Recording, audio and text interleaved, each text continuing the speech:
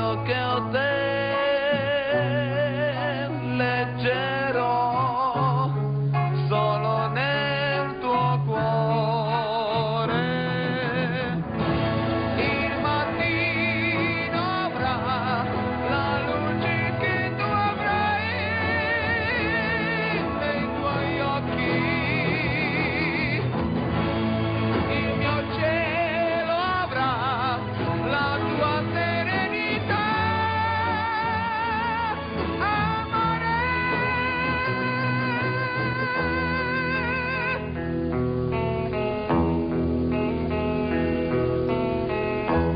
Io che ho te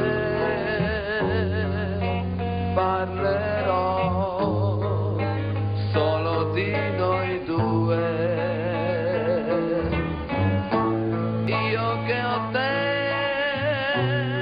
non vivrò se sarai lontana. Il tramonto avrà la stessa intensità di un tuo bacio. La mia vita avrà la gioia che tu avrai nel cuore.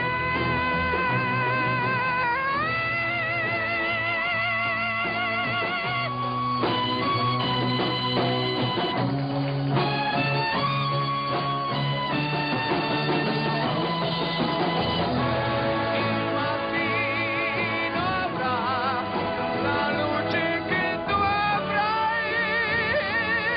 nei tuoi occhi. La mia vita avrà la gioia che tu avrai nel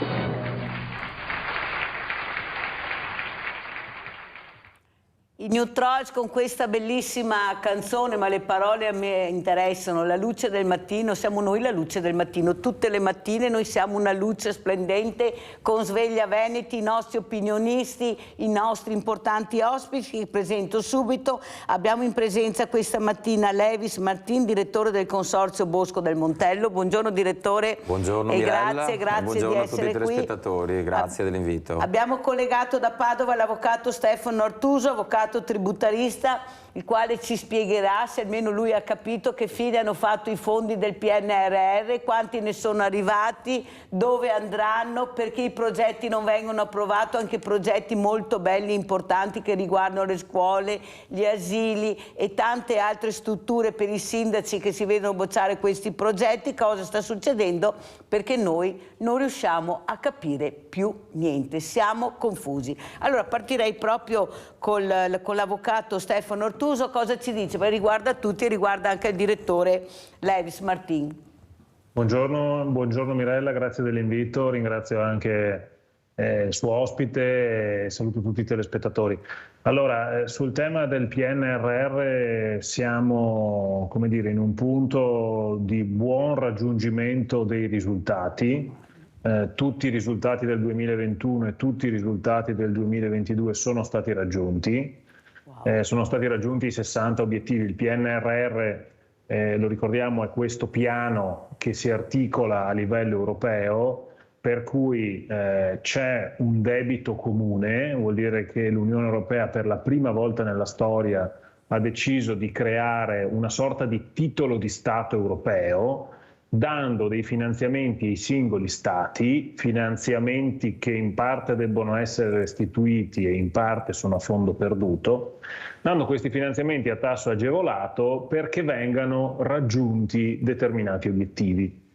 Ci sono 6 macro aree e all'interno di queste 6 macro aree i singoli Stati hanno dovuto presentare dei progetti e dei sottoprogetti per ottenere questi finanziamenti. Il PNRR è un progetto che si articola in vari anni, dal 2021 al 2026, e quindi è fatto a tappe, come un percorso. ogni 6 mesi c'è un aggiornamento, devi aver raggiunto un determinato numero di risultati e di obiettivi e devi dare la programmazione per quelli successivi, quindi per i periodi immediatamente successivi.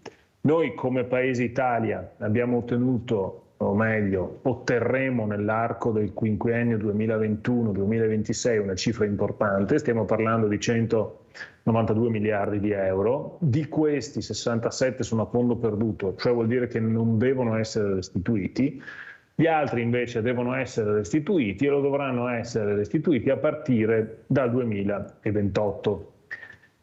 Lo stato attuale del PNRR. Obiettivi 2021 sono stati raggiunti, obiettivi 2022 sono stati raggiunti, la tranche che è attesa entro il mese di maggio, cioè il pezzo di pagamento che l'Unione Europea, visti i raggiungimenti degli obiettivi fino al 2022, dovrà erogare all'Italia e lo dovrà fare entro maggio, è pari a 19 miliardi di euro. Quindi sono risorse molto molto importanti che entreranno nei bilanci dello Stato. Considerate che una manovra finanziaria vale 20-25 miliardi, quindi capiamo come queste risorse siano delle risorse importanti. Il tema che si pone adesso è la prosecuzione del piano PNRR e gli obiettivi futuri. Gli obiettivi che noi abbiamo raggiunto riguardavano le cosiddette riforme strutturali. Abbiamo sentito ad esempio la riforma della giustizia, vedi Cartabia, il codice degli appalti, la predisposizione di alcune riforme a carattere più istituzionale. Oggi, da qui in avanti, si parla invece delle riforme, non soltanto strutturali, ma anche degli investimenti in opere. E qui le tempistiche giocano un aspetto fondamentale, perché il 2026 è la data in cui deve essere chiuso tutto. E quindi i cantieri devono partire, le opere devono iniziare, ma soprattutto devono terminare entro il 2026 e da qui nascono i problemi. Allora sentiamo anche cosa ne pensa Levis Martin, direttore del Consorzio Bosco del Montello, perché ecco, coinvolge anche lei. Queste parole che ha detto il nostro avvocato Stefano Ortuso fanno riflettere, cioè se vogliamo ce la facciamo, bisogna ingranare la marcia tutti assieme e fare rete e sinergia. Prego. Sì, certo, come ha ben detto l'avvocato Artuso, il problema è rispettare la scadenza del 2026, perché i soldi sembra che finalmente arrivino. Noi come Consorzio Bosco Montello siamo coinvolti. Per chi non ci conosce, il Consorzio Bosco Montello è un consorzio partecipato da 5 comuni dell'area montelliana, quindi abbiamo Montebelluna, Crocetta del Montello, Volpago e Montello, Nervesa e Giavera del Montello. Quindi di riflesso, se i comuni riescono ad avere fondi PNRR è un bene anche per il consorzio. Noi ovviamente ci occupiamo di turismo e quindi i fondi che il consorzio andrà a spendere saranno fondi per le piste ciclabili o per il turismo del Montello. Quindi la progettualità e far rete è importante, anche perché come diceva prima l'avvocato è importante rispettare le tempistiche, e per rispettare le tempistiche bisogna avere progetti nel cassetto e rete tra comuni, perché vale di più un progetto portato avanti come noi da un consorzio di 5 comuni che magari il progetto del singolo comune. Noi progetti ne abbiamo un progetto per migliorare la tradotta, che è una ciclopedonale che poi vedremo, visto che ha portato anche il video, grazie direttore. Esatto. Abbiamo la Piave, che è una nuova costruenda ciclabile che è stata costruita dal BIM Piave, dei comuni del bacino imbrifero del Piave, che parte da Pederoba e pensi arriva fino a Eraclea Mare, quindi è una ciclabile che segue tutto segue tutto il corso del fiume Piave.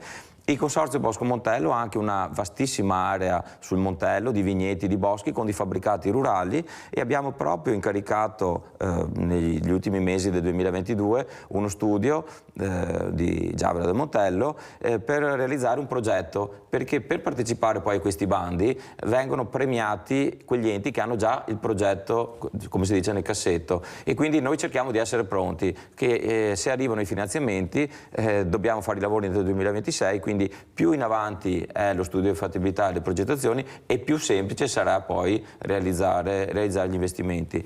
Speriamo che i nostri comuni riescano a giocarsi bene le proprie carte, perché le cifre sono importanti, anzi direi che negli ultimi anni non si sono mai visti così tanti soldi Poi devono veramente arrivare, perché io è da 2 o 3 anni che sento promesse, che sento arrivano fondi. Al momento abbiamo visto solo delle briciole. Vediamo se l'avvocato prima ha detto che abbiamo raggiunto gli obiettivi del 21 e 22, speriamo che nel 23 e 24 si smuova ancora di più.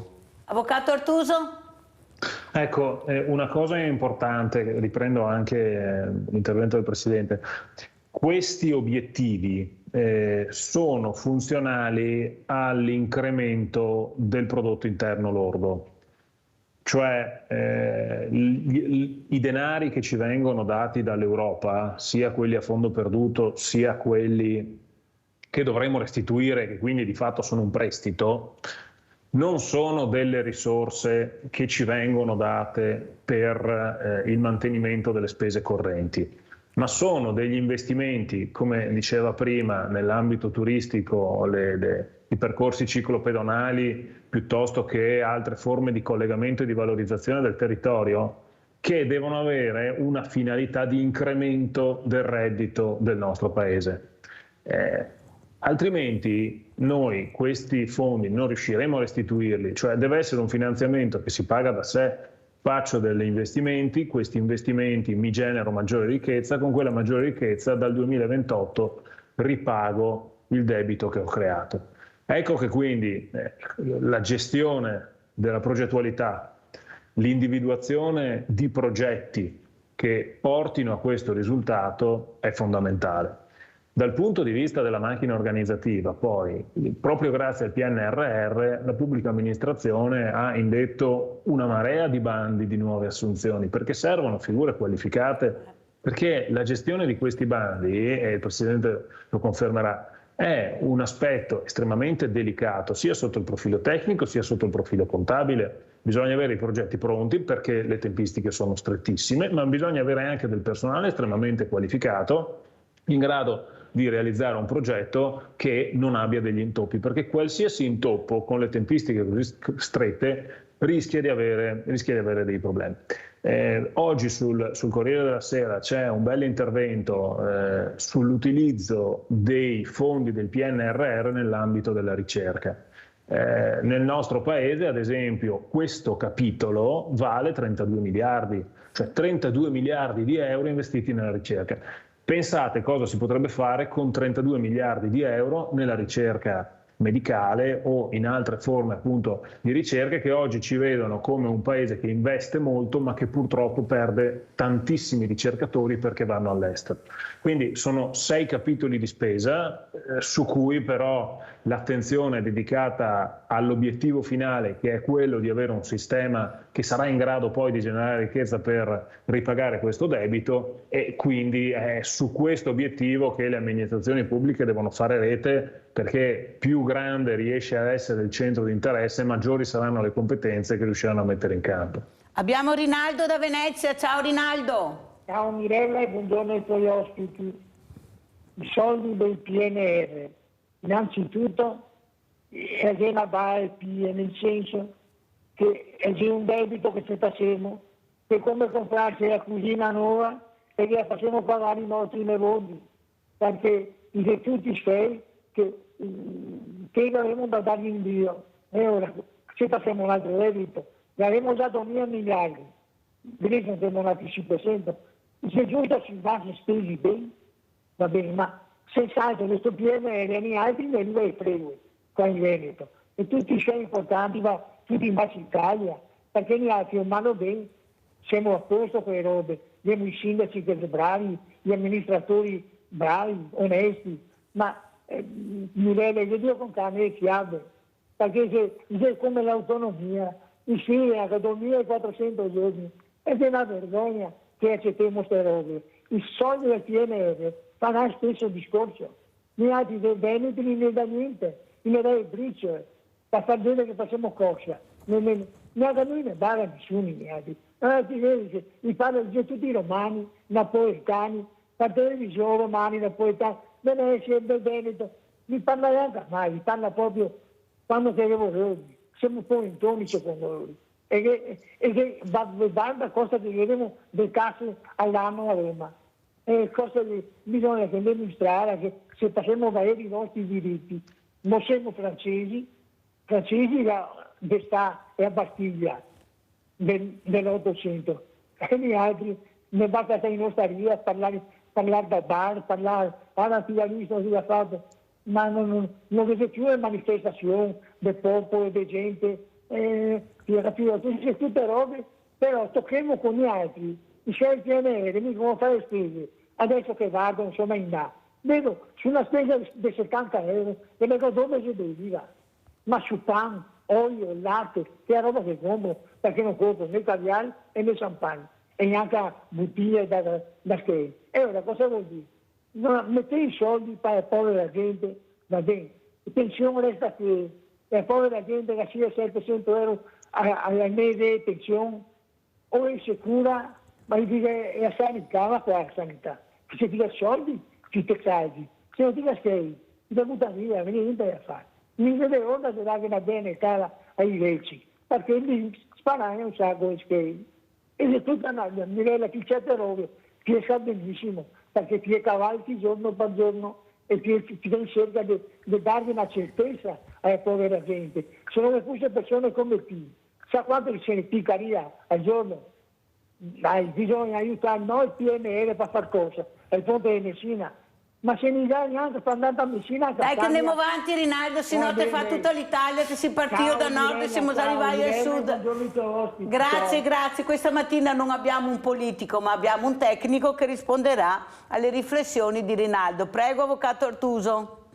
Ma due punti. Allora, sul tema di dove andranno questi progetti ci sono due visioni, cioè c'è chi dice attenzione, andranno molti soldi andranno al sud perché oggettivamente è un'area dove sono necessari maggiori investimenti, ma c'è anche chi dice attenzione che vista la maggiore efficienza della macchina amministrativa in molti comuni del nord è più facile che riescano loro a mettere a terra i progetti e quindi a realizzarli. Sull'aspetto del nuovo debito io sono d'accordo, però ritorno a quello che dicevamo prima, questi sono progetti che devono portare al maggior reddito di quella zona. Cioè il Presidente ve lo potrà confermare, la ciclabile che stanno realizzando e gli altri progetti che hanno in mente con gli altri comuni e con le zone del Montello porteranno un maggiore indotto turistico, creeranno nuove attività commerciali, creeranno nuova occupazione. È questo l'obiettivo finale. Se cresce il prodotto interno lordo del Paese ed è stimato fino a 2 punti percentuali, il debito lo si restituisce.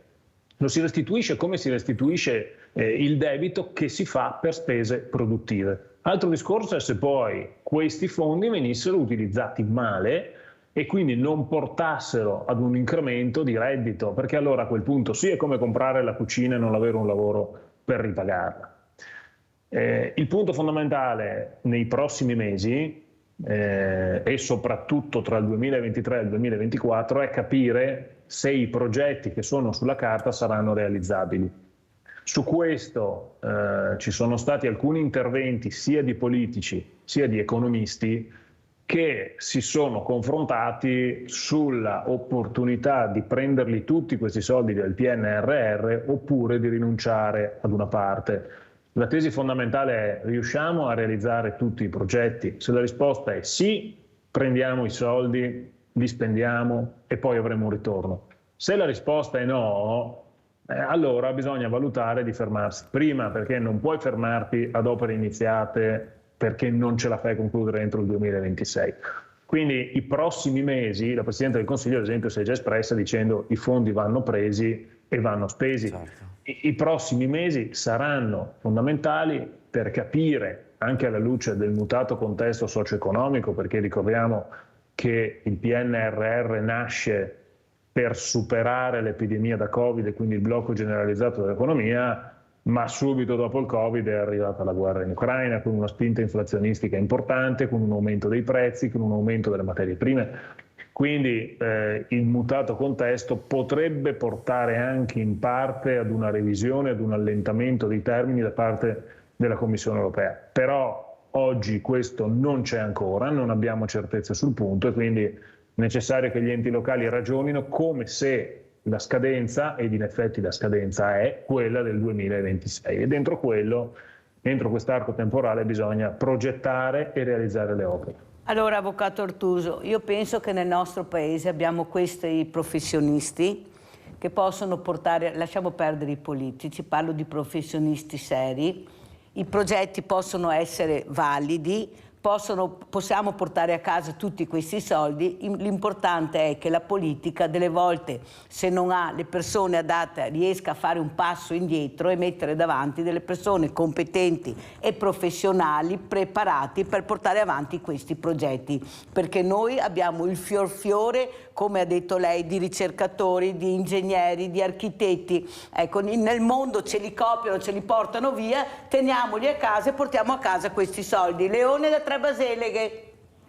Ciao Mirella, grazie, saluto i tuoi ospiti. Ciao.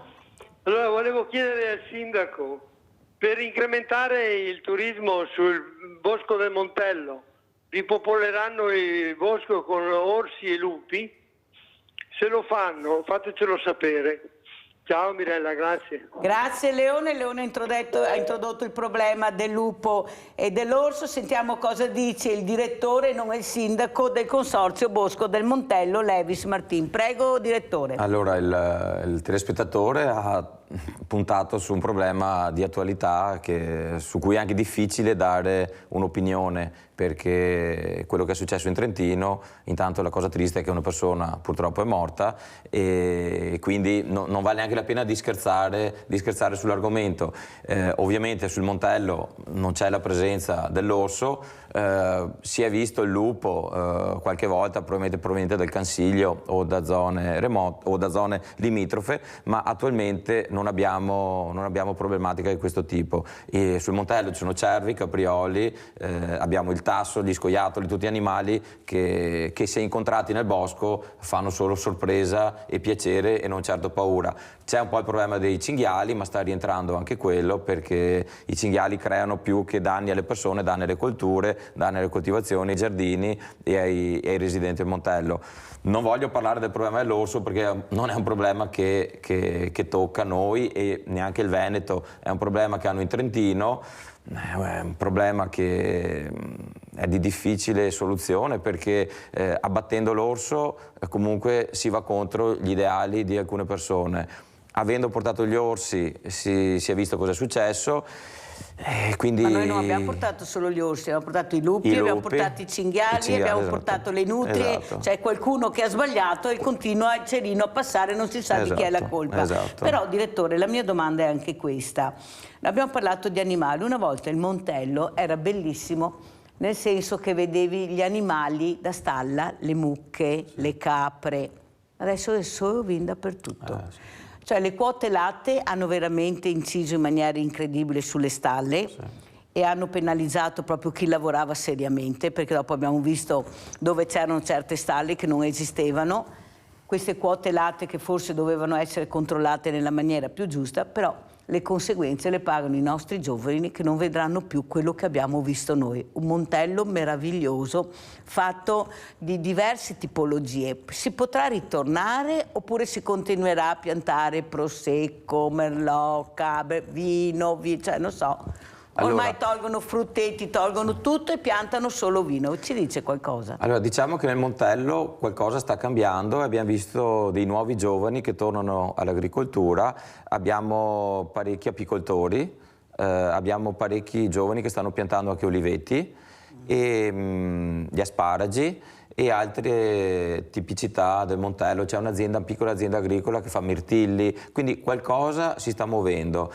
Purtroppo o per fortuna la vite la fa ancora da padrona, però non vorrei demonizzare chi coltiva il vigneto e chi fa vino, intanto perché porta comunque reddito al territorio e c'è comunque un progetto che è portato avanti dal Consorzio Bosco Montello, dai 5 comuni, da LUIS e da alcune cantine di cui non è il caso oggi di fare il nome, che si chiama Api in Vigna, e vogliamo proprio provare a far sì che ci sia una commistione delle due cose. E siccome l'ape è un po' il termometro della qualità dell'aria, certo, e della qualità di vita del Montello, tra poco anzi fioriranno le acacie, e le ricordo che il Montello nel nord Italia è probabilmente la zona di maggior produzione del miele d'acaccia, quindi anche con il miele si può far reddito.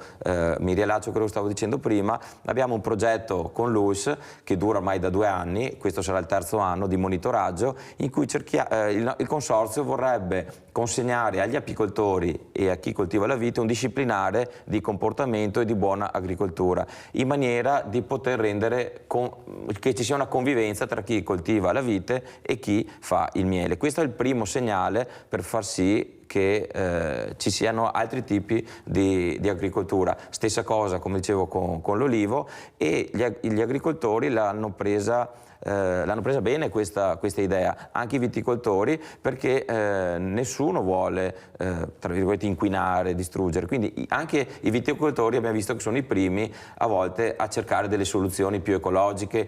Ad esempio chi fa vino biologico comincia a non usare i diserbanti sul terreno, se ha dei fiori nel sottofila li taglia subito in maniera che le api siano indirizzate nei fiori più in alto e non a terra. Insomma, non voglio dilungarmi, ma ci sono quelle 10-15 regole, c'è una certa sensibilità. Perfetto. E poi nel Montello abbiamo la patata al Montello, che è un prodotto DOP, che certo, quindi la patata carantina, c'è anche la festa che fanno a Santa Maria, quindi si sta muovendo qualcosa. Quindi sì, la vite attualmente è quella che fa da padrona, però vediamo, lei prima parlava anche di mucche e di capre, c'è anche qualche piccola azienda che comincia a fare il formaggio di capra, a coltivare le pecore e le capre. Non le nascondo che quando in macchina si fa qualche giro sul Montello, vedere magari qualche animale, come diceva lei, la mucca, la capretta, eccetera, fa tutto un altro panorama. Pubblicità.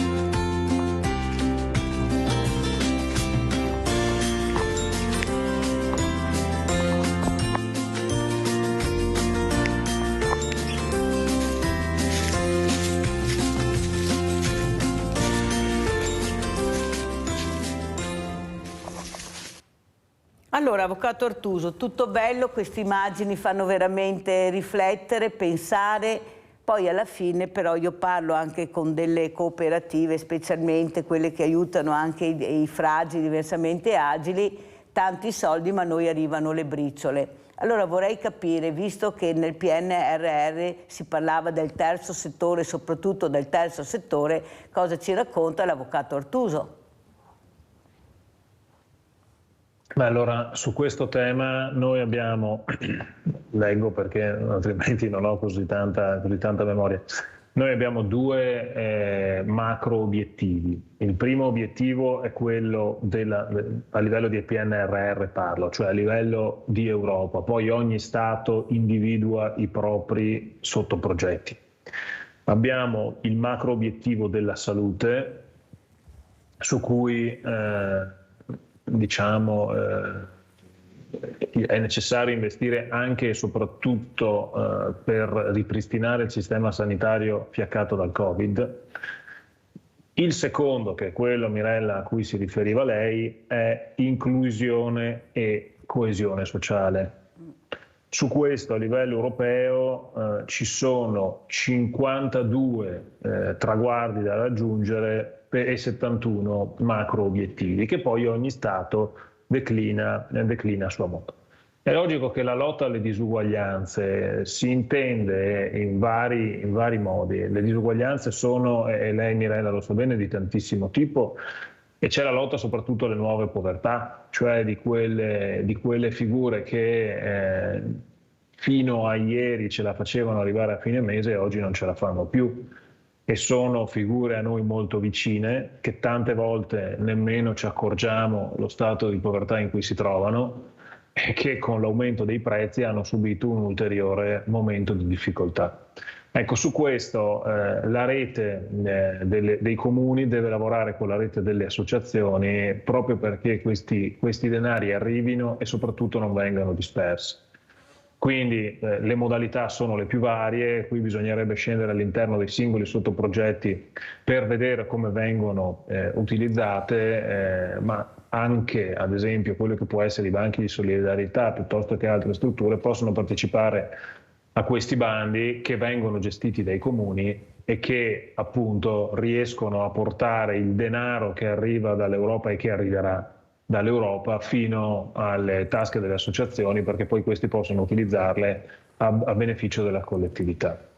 Allora, Avvocato Artuso, è la prima volta che sento questo, nessuno ci dice niente, non sappiamo assolutamente niente di questo, proprio per il motivo che ho detto prima, perché i fondi poi devono essere dirottati. Do qualcosina a qualcuno, tanto è vero che l'hanno detto qui da me, Avvocato Artuso, molte presidenti di associazioni non vengono mai invitate a nessun tavolo di concertazione o di discussioni di temi che li riguardano, perché vengono invitati sempre i soliti noti, il cerchio magico. E come dicono? Ma se noi siamo iscritti adesso a RUMS, perché prima eravamo ODV, adesso siamo RUMS, cioè cambiano il nome ma la sostanza non cambia. Allora perché mi fai iscrivere se poi non mi inviti? Tu mi devi mandare una email, dopo io rispondo o vengo, ma io devo essere a conoscenza di quello che fai.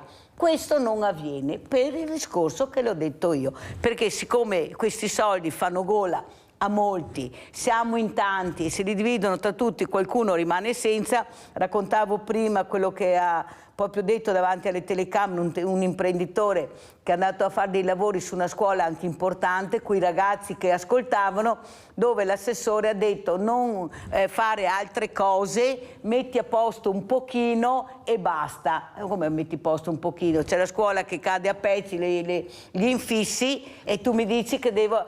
Capisce che poi qualcosa viene a galla, ma poco di tutto quello invece che dovremmo sapere, che è la trasparenza, o sbaglio, direttore? Guardi, io vivendo a Padova è capitale del volontariato, e sabato sera abbiamo organizzato, faccio parte di un'associazione, abbiamo organizzato uno spettacolo di beneficenza per un'associazione qui del Padovano che si occupa di accoglienza di minori in difficoltà. e siamo riusciti a riempire un teatro portando 250 persone e con una voglia di fare del bene, di aiutare il prossimo che veramente ha stupito tutti noi. Ecco, abbiamo una solidarietà che parte dal basso e che poi richiede delle competenze per essere strutturata, perché anche noi appunto dialoghiamo con una fondazione che è iscritta al terzo settore, dopo la riforma del terzo settore, che dunque ha un suo riconoscimento giuridico, che ha però anche delle ben precise regole fiscali. All'interno di questa associazione ci sono dei commercialisti che si occupano proprio di questi adempimenti, perché diventa da un punto di vista giuridico un'opportunità, perché hai determinati sgravi, puoi consentire che le donazioni vengano dedotte dal reddito della società, quindi chi ti dà i soldi se lo può scaricare dalle tasse, ma da un punto di vista poi di chi fa parte di queste associazioni, di queste realtà, diventa un qualche cosa di serio, un qualche cosa di strutturato. E quindi se si sbaglia qualcosa, e guardate che sbagliare in Italia con la legislazione frammentata e molto complessa, visto coi bonus, è estremamente facile. Se si sbaglia qualcosa c'è una responsabilità anche personale, quindi è una questione che va veramente approfondita e, come diceva lei, va gestita anche da profili tecnici. Chi lo fa logicamente all'interno di un'associazione mette a disposizione anche il proprio tempo, quindi non lo fa per lucrarci, ma lo fa per mettere a disposizione le proprie competenze e rendersi utile per quel determinato scopo. Allora, direttore, adesso la parola a lei. Ecco, come commenta sia quello che ho detto io che a quello che ha detto l'avvocato Artuso, ma soprattutto questa divisione che non fa bene a nessuno, perché facciamo fatica a fare rete in tutti i sensi. Prego. Sì, diciamo che è difficile fare rete perché spesso appunto queste associazioni del terzo settore, abbiamo delle associazioni più grandi, come diceva l'avvocato, che si sono strutturate e hanno all'interno della loro associazione persone competenti, commercialisti e quant'altro. Abbiamo delle associazioni che sono rimaste un passo indietro e diciamo che oggi appunto è facile sbagliare e non si può sbagliare, e quindi la pubblica amministrazione ormai è abituata a parlare solo con le associazioni di un certo spessore, ed è un peccato perché si rischia di perdere il contatto con la realtà. Io parlo come consorzio, spesso abbiamo gli alpini, faccio un esempio, che ci aiutano nelle manutenzioni o a gestire alcuni immobili o alcuni eventi. Sì, ma sempre alpini? Ma sono alpini, ecco, e quindi dobbiamo anche noi da parte nostra dare una mano a loro e non ribaltare su di loro i problemi amministrativi, però spesso questo non è semplice. E ci tenevo a dire anche una cosa per aggiungere un tassello a quello che diceva prima l'avvocato Artuso sul PNRR, che è vero sì che queste spese, e per rispondere anche al suo telespettatore che chiamava prima da Venezia, è vero sì che queste spese che facciamo oggi di investimento devono restituire reddito negli anni futuri, ma una cosa da non dimenticare è anche che si parla di efficientamento energetico e di transizione digitale. Al di là del reddito, i fondi del PNRR dovrebbero essere utilizzati anche per un risparmio di spesa corrente. Mi vengono in mente che spesso ci dicono che le nostre scuole sono vetuste, ci sono spese di utenze enormi perché magari non sono ben coinventate, ben isolate, quindi anche una sfida è quella di far sì che gli edifici pubblici siano all'avanguardia dal punto di vista energetico. Però se dopo succede quello che ha raccontato l'imprenditore, ecco, capisce che i punti di domanda, direttore, sono tanti. Noi che sentiamo un imprenditore che dice no, si dovrebbe mettere a posto bene quei ragazzi adibiti, ma come? Qua ci sono gli infissi che sono a pezzi e questi dicono no, non fare, c'è qualcosa che non torna perché non c'è il controllo che si dovrebbe essere, la trasparenza. Il punto però, Mirella, il direttore ha ragione, cioè un capitolo importante di spesa del PNRR è l'efficientamento energetico, a cui anche gli istituti di case popolari hanno potuto accedere. E capite che qui avere un efficientamento su strutture di edilizia popolare va a vantaggio della collettività tutta, ma anche di quei residenti. Guardi, avvocato, lasci perdere, perché ho dovuto prendere e comprare noi, come veneti scacciati dalla crisi, una caldaia a una signora che vive su un appartamento dell'Atter, perché nessuno lo faceva, perciò lasciamo perdere, perché come ho detto prima, perciò capisce bene che questi fondi vanno dove vuole qualcuno e non dove dovrebbero essere destinati. Abbiamo Paola da Campo San Piero. Ciao Paola. Ciao Mirella, buona giornata a te e anche ai tuoi ospiti. Domani compio 67 anni. Auguri allora in anticipo. Grazie. e in base a quello che dovrò lavorare i miei 20 anni, perché qualcosa di più, per chi non mi conosce, ne ho altri 10 in Cococò, che non riuscivo a trovare da lavorare, però insomma più di stare a casa a baiarmi mi sono contenta anche di lavorare, così per inserirmi. Adesso dalla satira, più che dai giornali che guardo ogni tanto, ho opportunità di leggerlo sempre, da Crozza o da Fiorello, sempre battute su 10 miliardi tolti ai pensionati e tolti alle pensioni, e dopo va a finire la solita bagarsi, emigranti sì, emigranti no, eccetera, eccetera. Chi fa più bagarre dell'altro, vabbè, insomma, va più baruffa, non si capisce più niente. Volevo sapere dal tributarista stamattina se ne dice qualcosa anche riguardo alle pensioni, se si tagli, se il PNR pare peso che ne riferivo a problemi di messa a posto dei territori, di queste cose qua di uso comune. Sentiamo cosa dice Paola, se no non ce la facciamo perché sono in chiusura l'avvocato Artuso, e io aggiungo a quello che ha detto Paola che ieri ha chiamato un signore dicendo che un invalido indigente da 280 euro dovrebbe ricevere il doppio, però deve fare la domanda all'INPS e nessuno lo dice, perché non sono più 280 euro ma sono 400 e qualcosa, però nessuno lo dice, nessuno fa la domanda. Le risulta, avvocato Artuso? Allora, su questo non sono a conoscenza perché non mi occupo di previdenziale, però sul tema delle pensioni l'aggiornamento principale è quello del documento di economia e finanza che è stato pubblicato la settimana scorsa da parte del governo, quindi è una sorta di legge di bilancio in anticipo, cioè che dirà come sarà la legge di bilancio che verrà approvata tra novembre e dicembre del 2023, e sostanzialmente sul capitolo pensioni ad oggi ci sarebbe la riconferma delle misure vigenti. Certamente sono misure che costano, il documento di economia e finanza ci parla di 25 miliardi per tutti gli investimenti, ad oggi la copertura è per circa 5 miliardi, che deriva di fatto da un extra deficit del 2023, quindi sul tema pensioni io credo che aggiornamenti li avremo in autunno. Si parla dell'abolizione della legge Fornero, anche se ormai la legge Fornero è alla coda, e di una riforma della tassazione sui redditi medio-bassi. Per questa però credo che dovremo attendere non ottobre-novembre, ma dovremo attendere il 2024, perché qui si ricollega al più ampio tema della delega fiscale, che appunto ha 24 mesi come data di esecuzione. Però su questo, diciamo, il PNRR non influisce e non rileva, perché riguarda la competenza statale dei singoli paesi. Molto chiaro, e grazie avvocato Artuso. Quante volte, quante cose veramente che non sappiamo, oppure non sappiamo se sono vere o se sono fake, comunque le andremo a controllare, perché è nostro dovere anche informare nella maniera giusta. Allora io direi adesso di andare a vedere la tradotta, questo video che ci ha portato il direttore Martin, perché ricorderemo anche una persona a noi molto cara.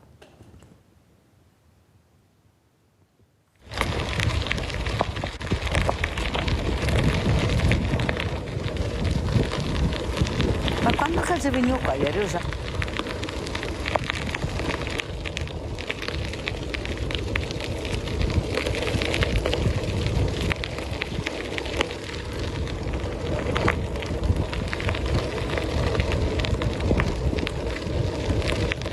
Direttore Martina, allora commentiamo questo bellissimo video che ci fa vedere la tradotta, e ricordiamo anche Natalino, prego. Sì, state vedendo un video della tradotta, qui è proprio il tratto a Montebelluna, che è un po' il tratto più scenografico.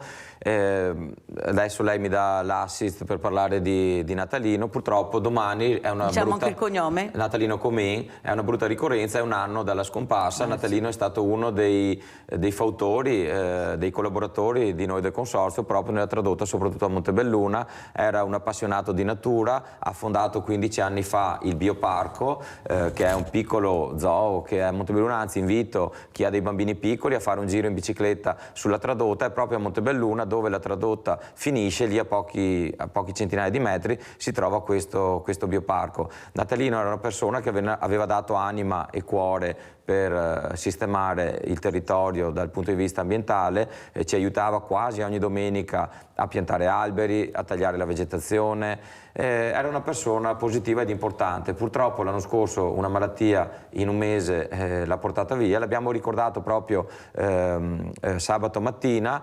c'erano le autorità di Montebelluna, di Volpago, e assieme a dei bambini abbiamo piantato 25 alberi, ogni albero porterà il nome di un bambino che era presente lì quella mattina, e c'è stato questo impegno delle famiglie a prendersi cura di questi alberi, soprattutto nel periodo estivo, sono stati piantati vicino ad una fontana, e di portare l'acqua nei casi di siccità. Speriamo che l'estate che abbiamo davanti non sia siccitosa come quella dell'anno scorso, perché veramente l'anno scorso tutte le piante sono andate in sofferenza, però abbiamo questa speranza. Abbiamo piantato questi 25 alberi, già i volontari del bioparco di Montebelluna ne hanno piantati circa 200 negli ultimi 4-5 anni e se ne prendono cura, perché il futuro dei nostri figli, dei nostri giovani è legato sicuramente alla presenza di alberi nel territorio, sia per le polveri sottili sia per poi la presenza di animali, dalle api agli insetti, agli uccelli.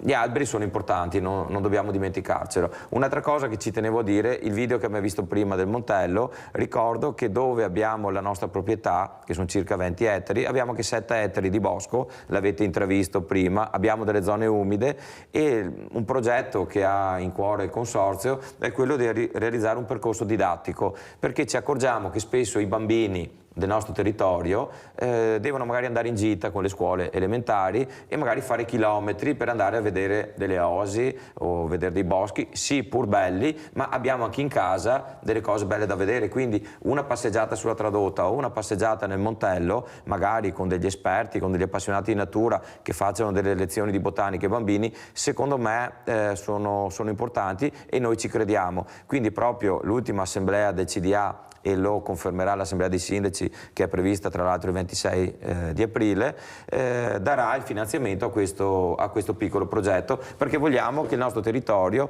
non diventi solo turistico per i turisti, ma anche che venga utilizzato dalle persone che ci vivono, quindi i bambini, gli anziani, gli sportivi. State vedendo qui 2 ciclisti che percorrono la tradotta. Allora, direttore, mi permette di fare un'osservazione. Tante cose belle noi le abbiamo nel nostro territorio, voi vi date tanto da fare, dico grazie, però io vedo queste bellissime passeggiate, però mancano punti di ristoro, mancano bagni. Sì. Ecco, noi siamo sempre carenti in questo, servizi alle persone. Noi dobbiamo capire che una persona ha bisogno anche di fermarsi, di trovare dei servizi importanti, perché sennò non ne andiamo fuori. Noi puntiamo sempre su qualcosa di bello, però poi non abbiniamo il servizio. O sbaglio, avvocato Artuso? Sì, anche qui c'è sempre il bilanciamento tra la natura pura e poi l'innesto di strutture dell'uomo. Ci sono dei bellissimi esempi di percorsi. Io ad esempio ho in mente nell'area del Padovano il parco etnografico di Rubano, dove si è riusciti da una cava dismessa a riqualificare l'ambiente e creare gli orti sociali, la fattoria didattica, l'area di ristorazione, ma il tutto in un contesto naturalistico, perché altrimenti poi è l'aspetto commerciale che prevale e quindi è sempre un equilibrio sottile, quindi mi rendo conto anche le difficoltà per chi gestisce queste strutture. Però ci vogliono, non c'è niente da fare, il servizio alla persona va dato. Avvocato Artuso, cosa spera da questo governo e da questa legge bilancio a ottobre-novembre? Parliamo di quest'anno intanto.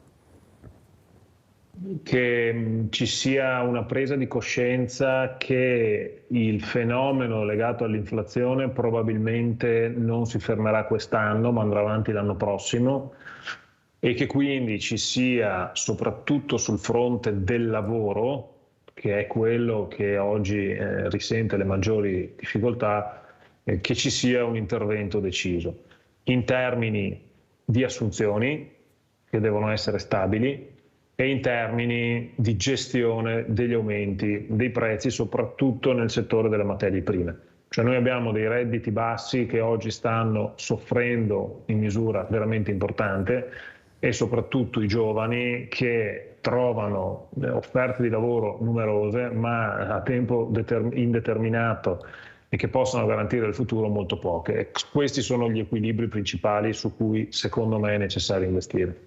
Allora ringraziamo l'avvocato Stefano Artuso, avvocato tributarista, per essere stato con noi, e anche questa mattina siamo andati a lezione, abbiamo capito qualcosa in più fortunatamente con l'avvocato Artuso di questi fondi del PNRR. Lo salutiamo e andiamo a vedere il secondo video della tradotta. Grazie avvocato. Grazie Mirella e buona giornata a tutti. Grazie. Arrivederci.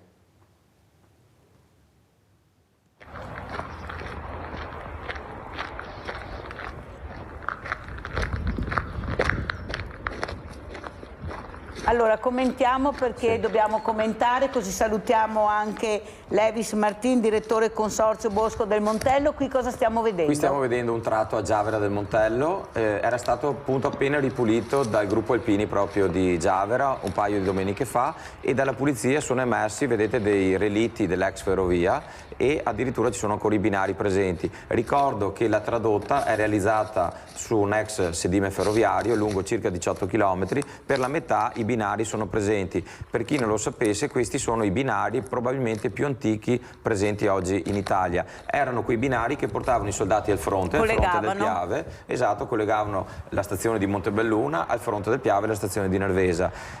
Binari del fine del Novecento, perché questa tradotta era stata realizzata in fretta e furia appunto per portare i soldati al fronte, e chi va a visitare la tradotta o chi fa un giro in bici può ancora ammirare, perché questi non li abbiamo toccati, e nostra intenzione è valorizzarla sempre di più. Ricordo che i fondi che il consorzio ha a disposizione sono sì per la valorizzazione turistica a Montello, ma innanzitutto per la manutenzione della tradotta, perché ricordo sono 18 km, interessano i comuni consorziati ed è il nostro scopo quello di manutenzionarla, perché vediamo che ogni weekend veramente è presa d'assalto dalle famiglie. Che ho ragione, che ci vuole qualcosa, perché è importante, sono 18 km, non sono pochi, perciò un servizio alle persone va assolutamente dato. Ci stiamo pensando sia sul Montello che sulla tradotta. Importantissimo, grazie anche a Levis Martin, direttore consorzio Bosco del Montello, di essere stato con noi. Pubblicità.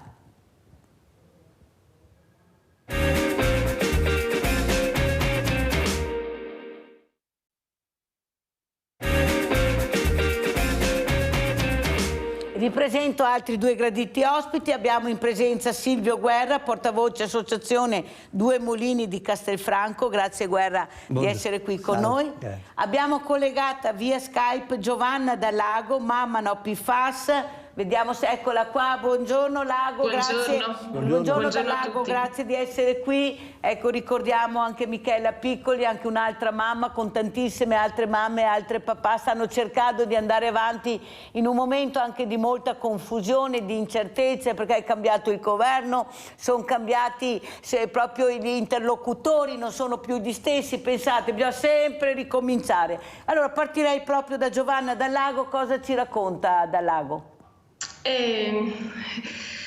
Vi racconto che il 25 febbraio abbiamo fatto una manifestazione in 4 luoghi in contemporanea, e precisamente davanti al sito Miteni, l'ex fabbrica che ha ritenuta la responsabile della contaminazione di FAS del nostro territorio. Un altro presidio è stato fatto davanti al comune di Trissino, un altro alla regione e un altro al Ministero dell'Ambiente a Roma, per chiedere a gran voce la bonifica del sito Miteni. Fintanto che le sostanze inquinanti continuano a uscire dal sito, non avremo mai la certezza nel futuro di avere una falda pulita per i nostri figli e per l'ambiente. Non è logico, dopo tutto ciò che è successo, che questa contaminazione sia ancora in atto.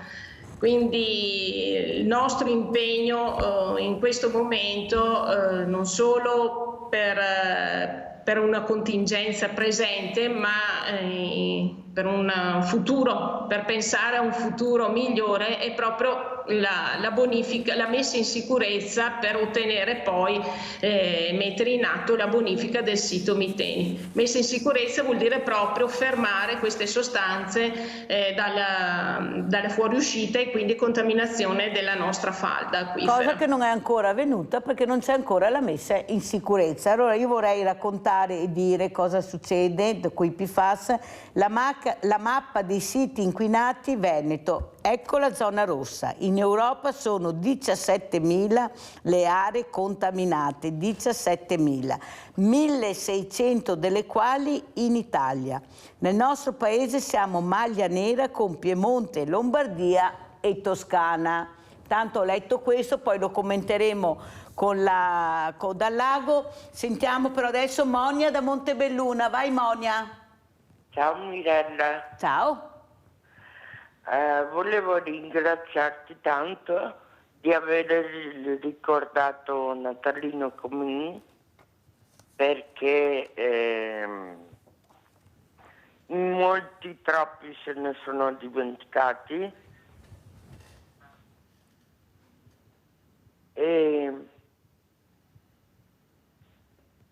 Vai Monia. No. E volevo pregarti, perché so la persona che sei, di spingere sul mondo femminile, sulle mamme, sui bimbi disabili, su tutte le mamme che hanno problemi, che hanno diritto di avere di più, di avere una vita più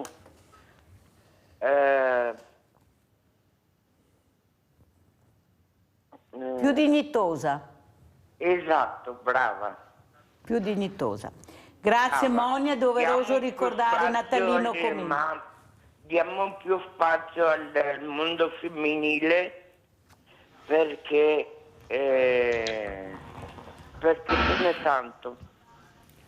Grazie Monia, un grande abbraccio, doveroso ricordare Natalino Comin, ma doveroso è anche dire che forse quella parte di persone, di donne femminile, al femminile, come dice Monia, diamo più peso a queste persone, ci sono, dovrebbero muoversi di più. E io penso veramente a queste associazioni, che ne sono veramente parecchie, che forse dovrebbero darsi anche una mossa, perché parliamo, sto parlando ad esempio delle pari opportunità, chi le vede è fortunato. Ecco, Guerra vedo che fa segno di sì con la testa, non capisco dove sono, cosa facciano, quando invito qualcuno loro fanno il mondo, io in 12 anni devo ancora vederne una al Banco Solidale e siamo distanti 20 metri. Ecco, pensate voi, ecco la politica dove è arrivata anche in questo. Allora, io vorrei sentire appunto anche Silvio Guerra, portavoce Associazione Due Mulini di Castelfranco Veneto, un'associazione che sta cercando di darsi da fare, però che condivide, forse perché siamo nella stessa barca, Guerra, certo, quello che dico io, perché lo viviamo tutte e due, non è che la Mirella si inventi delle storie strane, non si fa rete, si fa con i soliti noti, si invitano i soliti noti, i soldi vanno ai soliti noti. Prego Guerra. Il problema generale è che i volontari, il volontariato vengono visti come dei soprammobili che uno utilizza nel momento in cui gli servono. L'aspirapolvere che è nello sgabuzzino, quando ti serve lo tiri fuori e via. E invece sono una risorsa assoluta, fondamentale. Molte attività che lo Stato, le regioni, i comuni fanno, si possono fare solo se interviene il volontariato e purtroppo non ci danno una gran mano, non siamo molto aiutati, siamo aiutati molto a parole, ma poi nello scatto successivo, nel concretizzare l'aiuto, c'è qualcosa che si inceppa e che si ferma.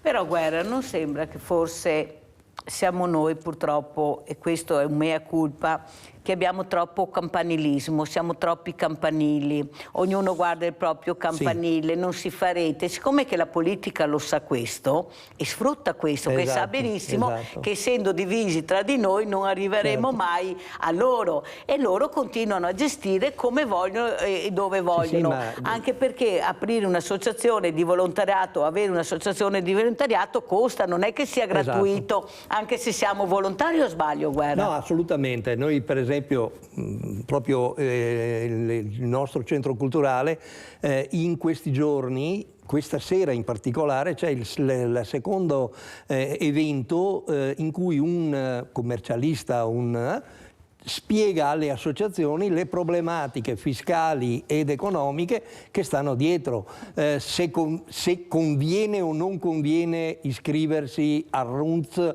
o meno, perché iscriversi comporta degli adempimenti che possono poi è un registro regionale, parliamo perché cambiano sempre, prima ero Duvì, adesso siamo cambiati ancora, ma l'orchestra è sempre quella, cambia il direttore d'orchestra, ma l'orchestra è quella per noi. Allora io vorrei andare a vedere anche questa lanciata del Vescovo proprio sui PFAS e poi sentiamo cosa dice Dal Lago. Il nostro territorio è stato ferito da questa vicenda di inquinamento e credo al più presto, come mi hanno rivolto un appello consistente le mamme No FAS, credo sia necessario dare una risposta, anche perché più passa il tempo più il problema dell'inquinamento si può allargare, come è abbastanza attestato, e quindi da parte di tutti, credo insieme alle autorità pubbliche, le realtà delle imprese, anche realtà private, possano dare davvero un contributo per trovare una soluzione che deve essere anche una soluzione a livello legislativo, perché vietare l'utilizzo di queste sostanze è fondamentale sia qui che in Europa come in giro per il mondo. Allora Giovanna Dal Lago, come commenta queste parole in un momento, come ho detto prima, molto difficile da andare avanti anche per voi, perché dovete sempre ricominciare, rimboccarvi le maniche, andare davanti alla regione, a Trissino, dappertutto, per far capire che il problema c'è e continua. Prego. Il problema c'è, è certificato da tutti gli enti controllori, ARPAV, Regione, Provincia, Comune, che continuano comunque a dire che da analisi e dati l'ambiente è contaminato. Serve appunto questa collaborazione, questa sinergia fra comune, provincia, ministero, ma appunto anche le ditte private. Noi ci siamo rivolte nella manifestazione, in occasione della manifestazione, anche alle ditte proprietarie del sito Miteni e che sono coinvolte altre ditte per la messa in sicurezza e bonifica. Devono mettere in atto delle azioni che siano risolutive, non solo azioni così apparenti o fatte in modo superficiale, perché non portano sicuramente alla risoluzione del problema.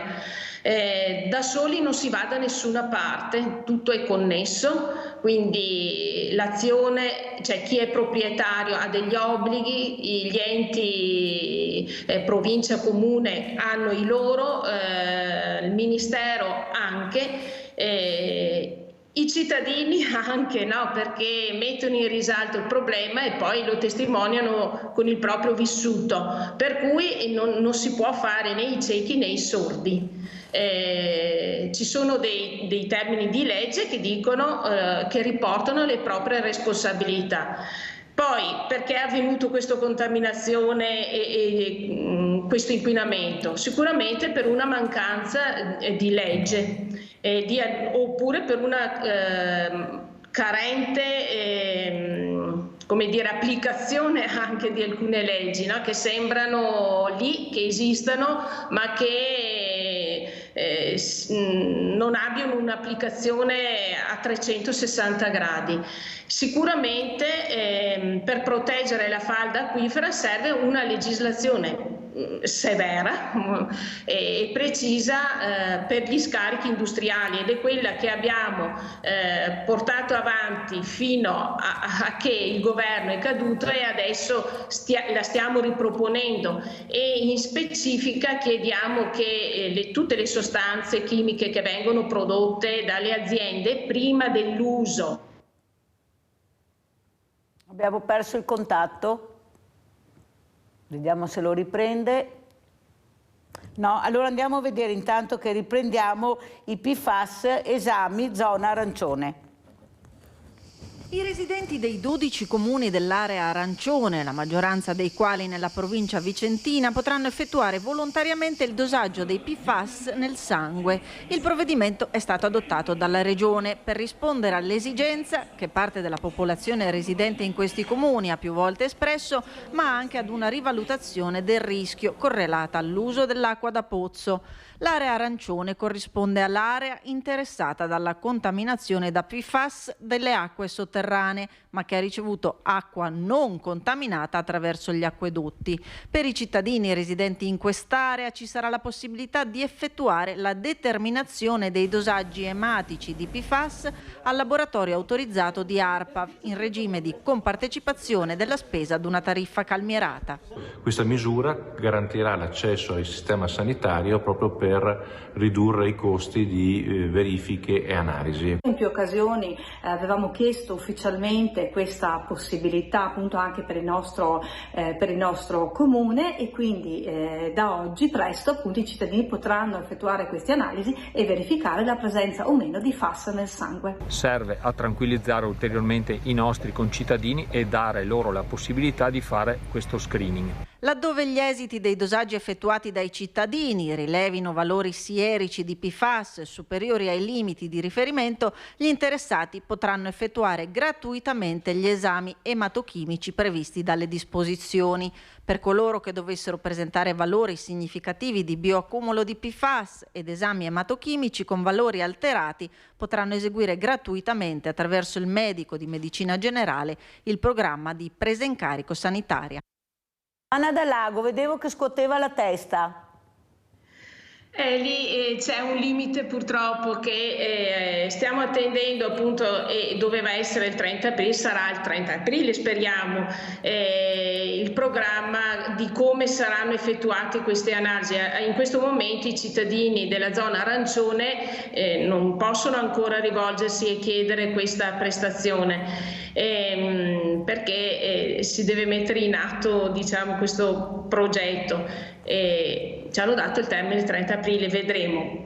Poi è un po' oneroso, perché chi vorrà fare queste analisi, la spesa compartecipata già nella proposta è di 90 euro. Una famiglia con 2, 3, 4 componenti, mi capite che diventa onerosa la spesa. E poi c'è un altro limite che è per la zona arancione, ma limitatamente ad alcune vie o alcune zone, quindi anche lì siamo in attesa di capire. Noi diciamo che questa possibilità dovrebbe essere allargata a tutti i cittadini del Veneto, perché appunto, come lei accennava prima, il nostro sito ha contaminato una larga zona, larghissima, e non è ferma perché l'acqua corre, l'ha detto anche il nostro vescovo, perché ci sono degli studi che lo dicono, non è perché lo diciamo noi o appunto il nostro vescovo. Ecco. Sì, ma qualcuno che ha avuto ospite Giovanna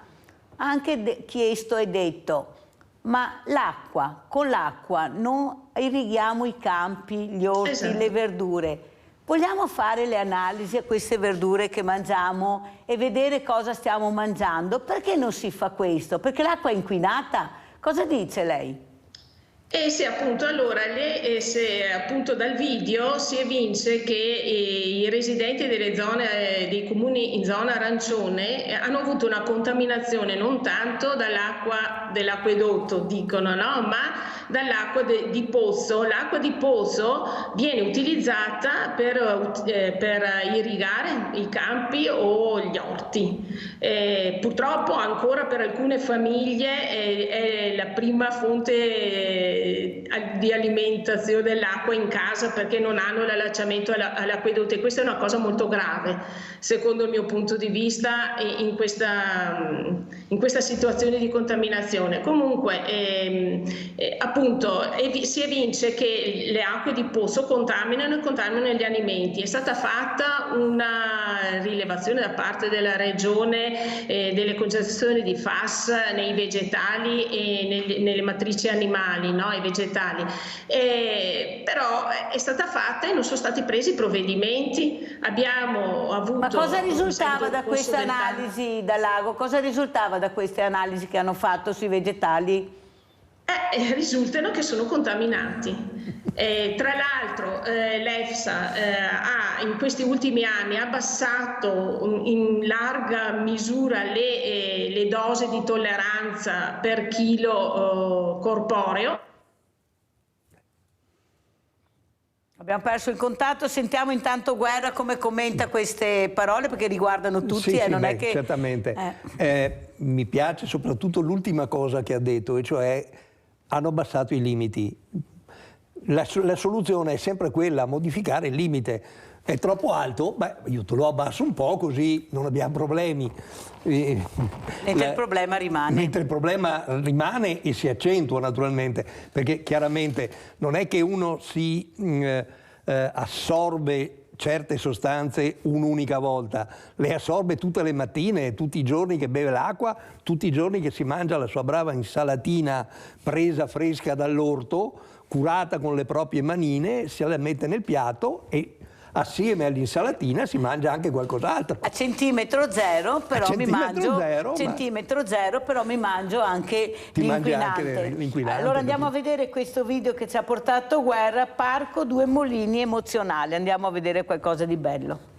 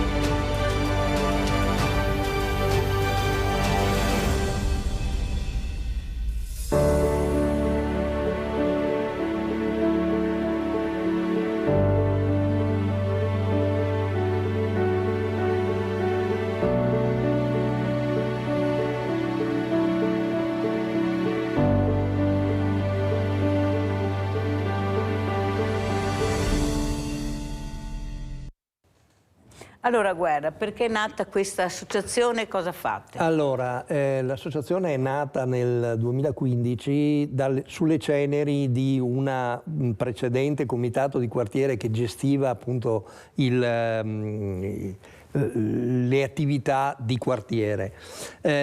Lo spunto fondamentale è stato l'inclusione a 360 gradi, perché molti dei componenti avevano o hanno avuto o hanno ancora problemi, contatti, rapporti con la disabilità, hanno qualche familiare con problemi di disabilità.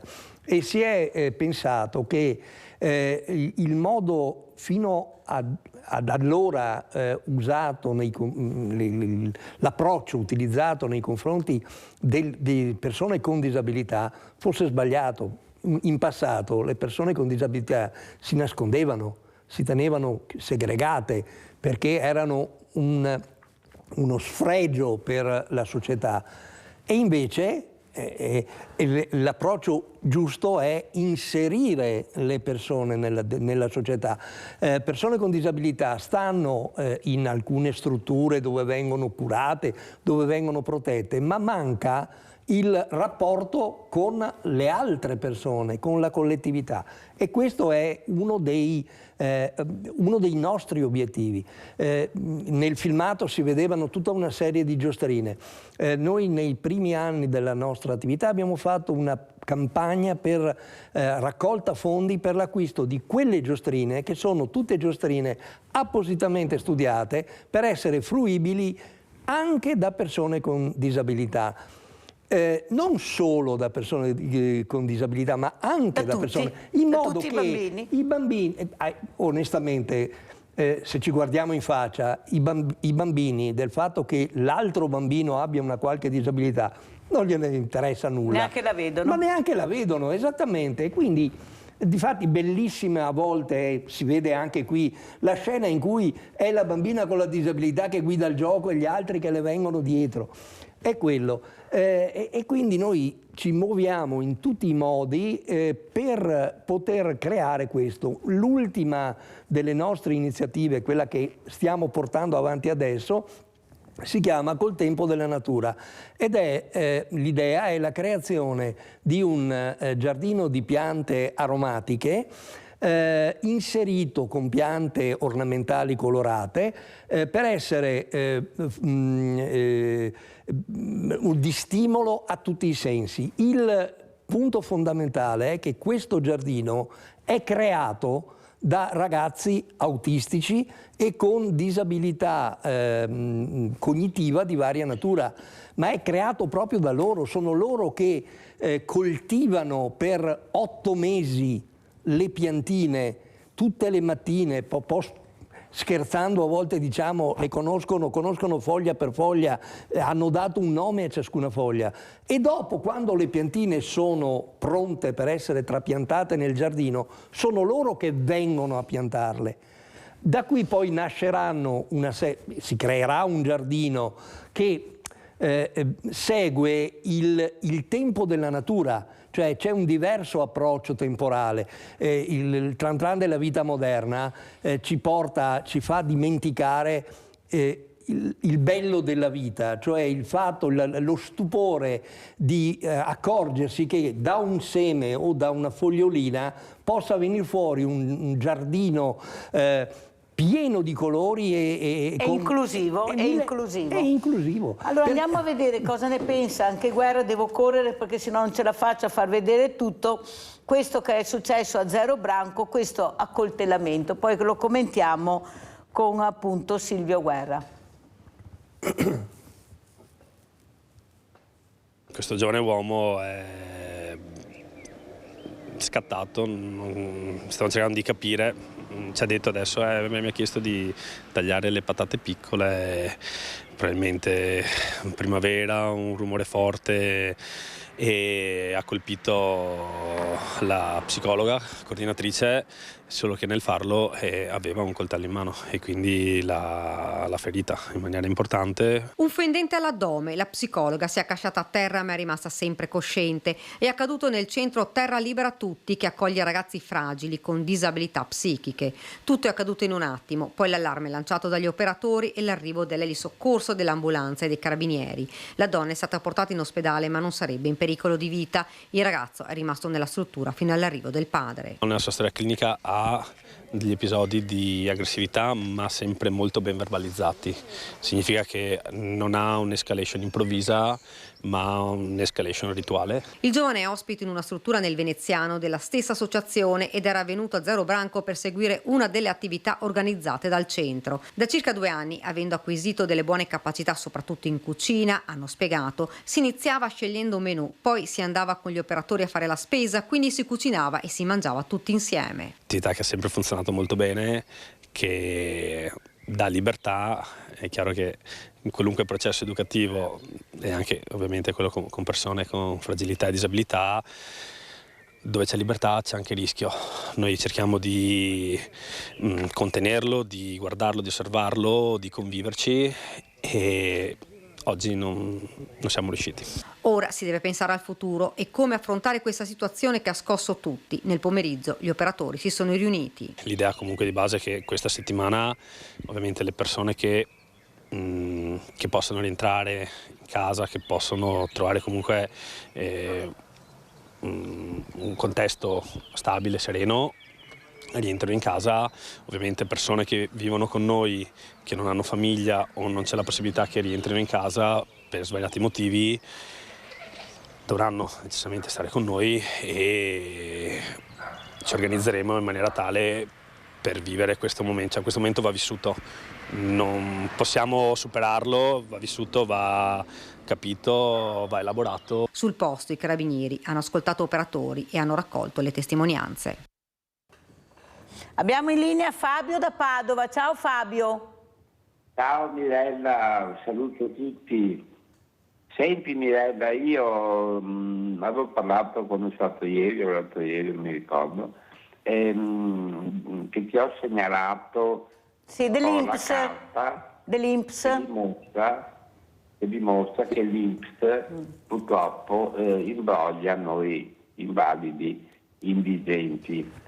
Ho la carta, sono 2 fogli che dimostrano. Allora ti faccio chiamare dopo e mi spedisci, dovevo chiamarti oggi, hai chiamato anche tu stamattina, ci sentiamo dopo Fabio, così ti dico dove devi spedire queste cose o inviarle, va bene? Ecco, e dopo ditelo in televisione, così tanta gente al posto di... No, guarda che l'ho detto anche stamattina con l'avvocato Artuso, che purtroppo anche lui non era a conoscenza di questa cosa, perciò l'ho ricordata anche questa mattina. Grazie Fabio, grazie, poi ci sentiamo. Grazie a voi, grazie Mirella. Grazie Fabio. Allora Guerra, come commenta il servizio che abbiamo visto, lei che si occupa anche di questo? Sì, mi occupo in modo molto parziale. Non conoscevo la vicenda, devo dirlo. Onestamente l'inclusione va bene, con le cautele però naturalmente.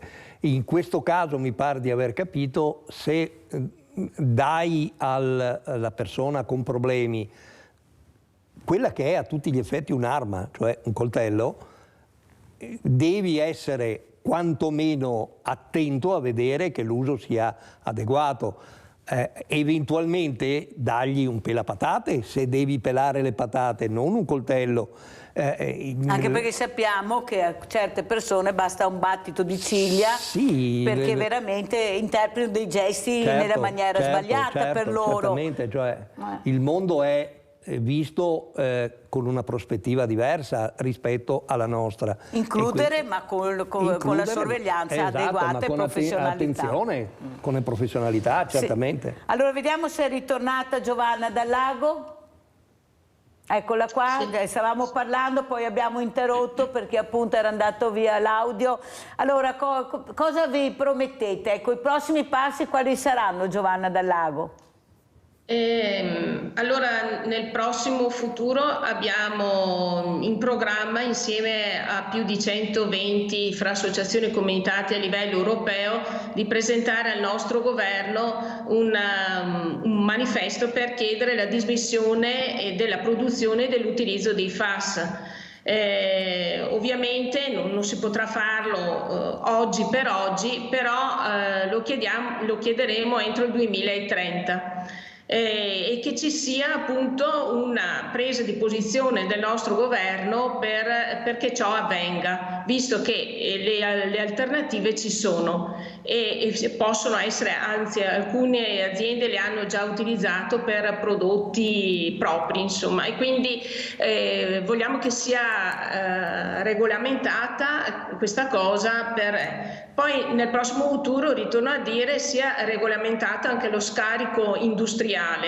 Tutti gli scarichi industriali devono scaricare a 0 sostanze chimiche. Uno studio ha evidenziato che il nostro corpo è contaminato da 92 molecole chimiche, tipi di molecole chimiche, e quindi questi cocktail all'interno del nostro corpo sono delle bombe viventi, camminano, distruggono e fanno dei danni. Per cui gli scarichi industriali a protezione delle falde acquifere devono essere 0 inquinanti, quindi inquinare, non solo chi inquina paga, non si deve inquinare. Quindi questo è un principio che va oltre a chi inquina paga, perché abbiamo visto che nessuno paga al momento, vedremo il nostro processo se porterà a questo esito, ma l'ambiente non deve essere inquinato, non è sufficiente il principio del chi inquina paga, non si deve inquinare. Quindi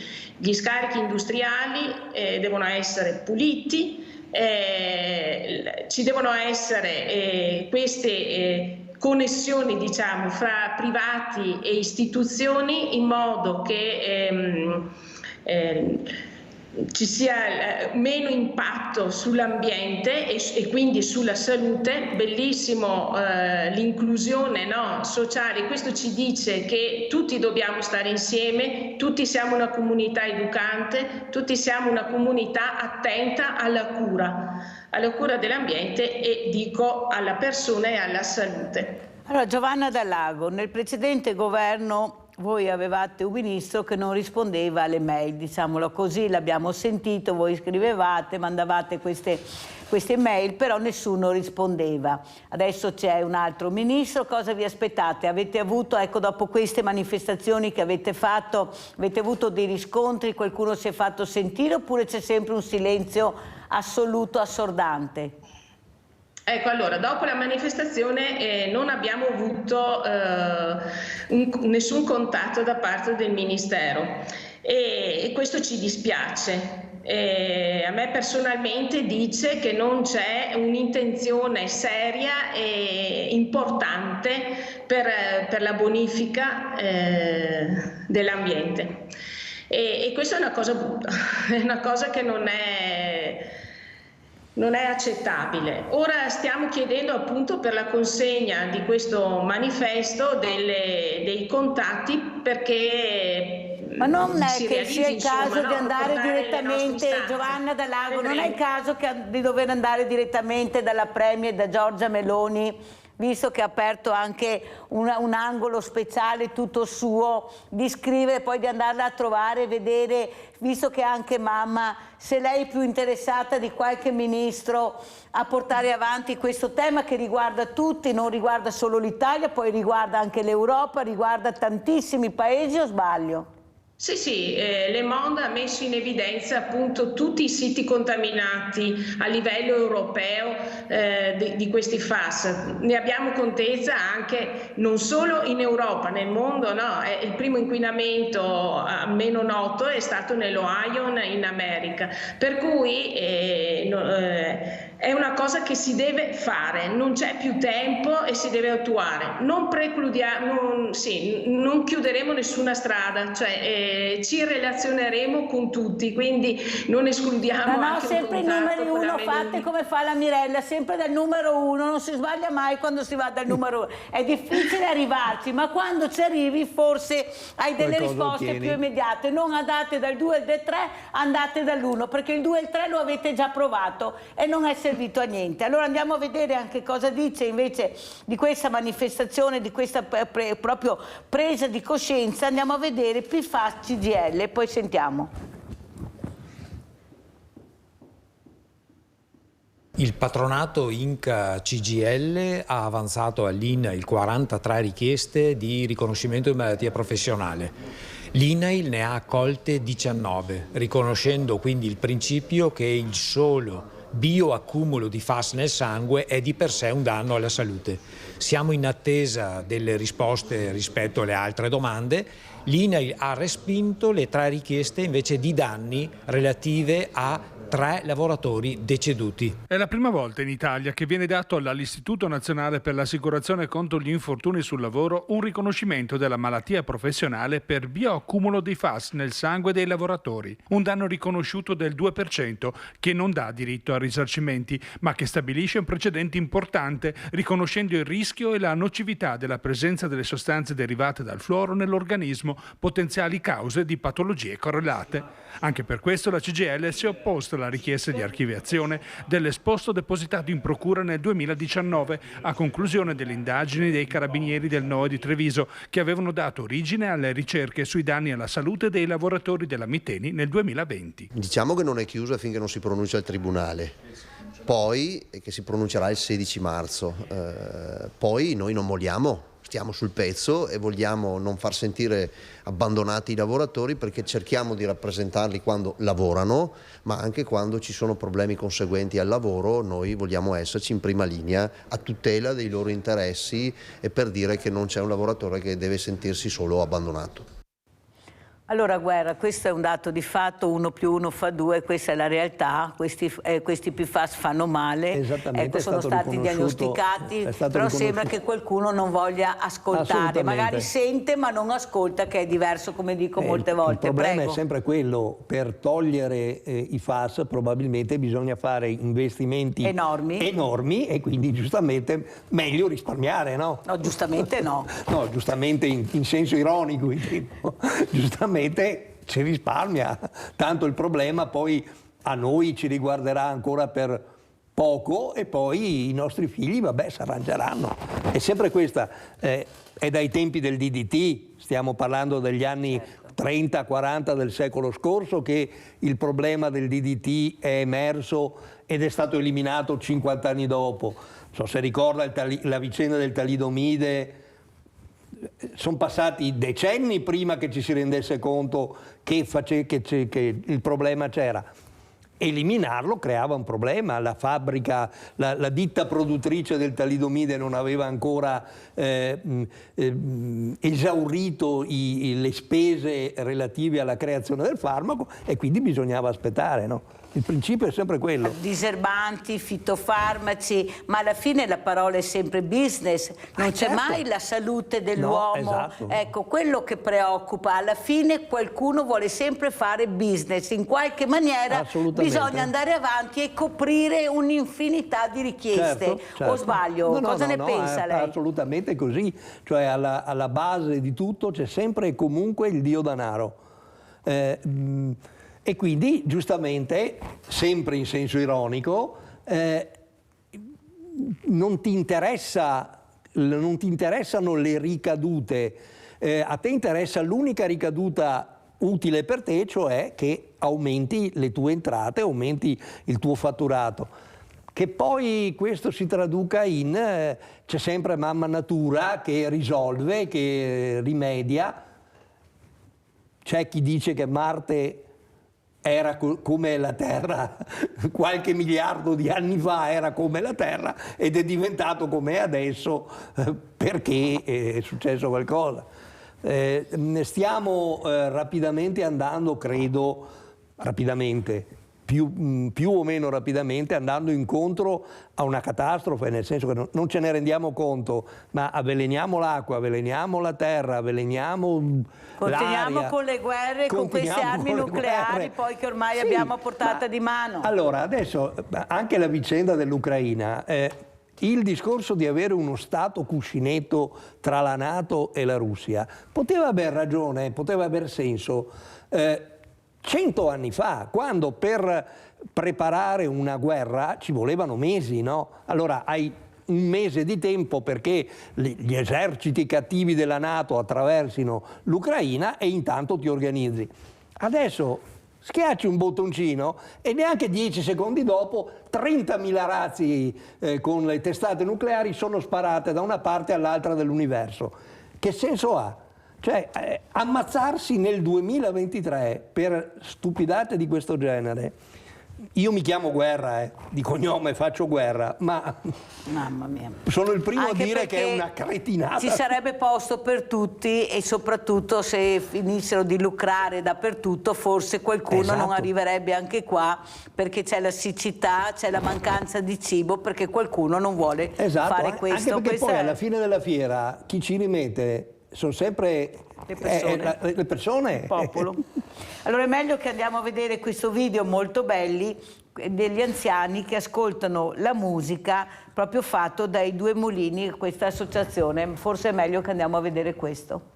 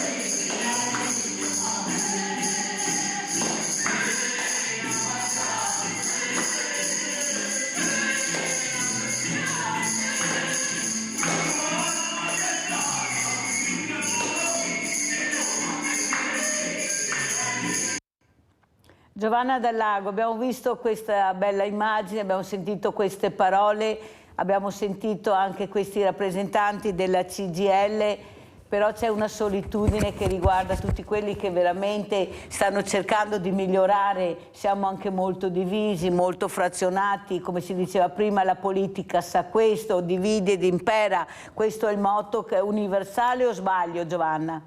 Sì, la scienza mette in evidenza dei problemi reali. Stavo pensando appunto a quello che aveva detto lei prima, anche alla siccità. È un problema che si sta presentando in modo molto evidente e in modo molto importante. Quindi abbiamo una scienza che ci sta dicendo gli scenari futuri in rispetto alla siccità, ma anche in rispetto a queste molecole. Abbiamo sentito il bioaccumulo, ma a livello europeo stanno parlando anche della persistenza, che è una caratteristica di queste molecole che dà indice di dannosità. E sembra appunto che la politica, le istituzioni siano sorde a questi appelli che vengono dall'autorevolezza della scienza. Allora molte volte ci stiamo chiedendo, no, ma dov'è l'intelligenza dell'uomo? Qual è il concetto di progresso che abbiamo? Mi scusi Giovanna, ma non le sembra che forse l'intelligenza è stata superata dall'arroganza, l'arroganza di una certa parte politica, che magari è anche incompetente rispetto a quello che tu sai, a quello che tu vorresti che fosse ascoltato, proprio perché è incompetente, e però diventa arrogante. Quando non sanno come riparare, allora diventano arroganti, ti mettono con le spalle al muro o cercano, com'è molto difficile perché me ne frega niente, me ne vado via, tanto dico ho sbagliato porta, non è questa, ma come? No, non è questa la porta, scusi, ho sbagliato porta e non li vedo più. Però c'è anche questo, cioè la buona politica, l'etica, il rispetto, la dignità, la trasparenza, le buone maniere.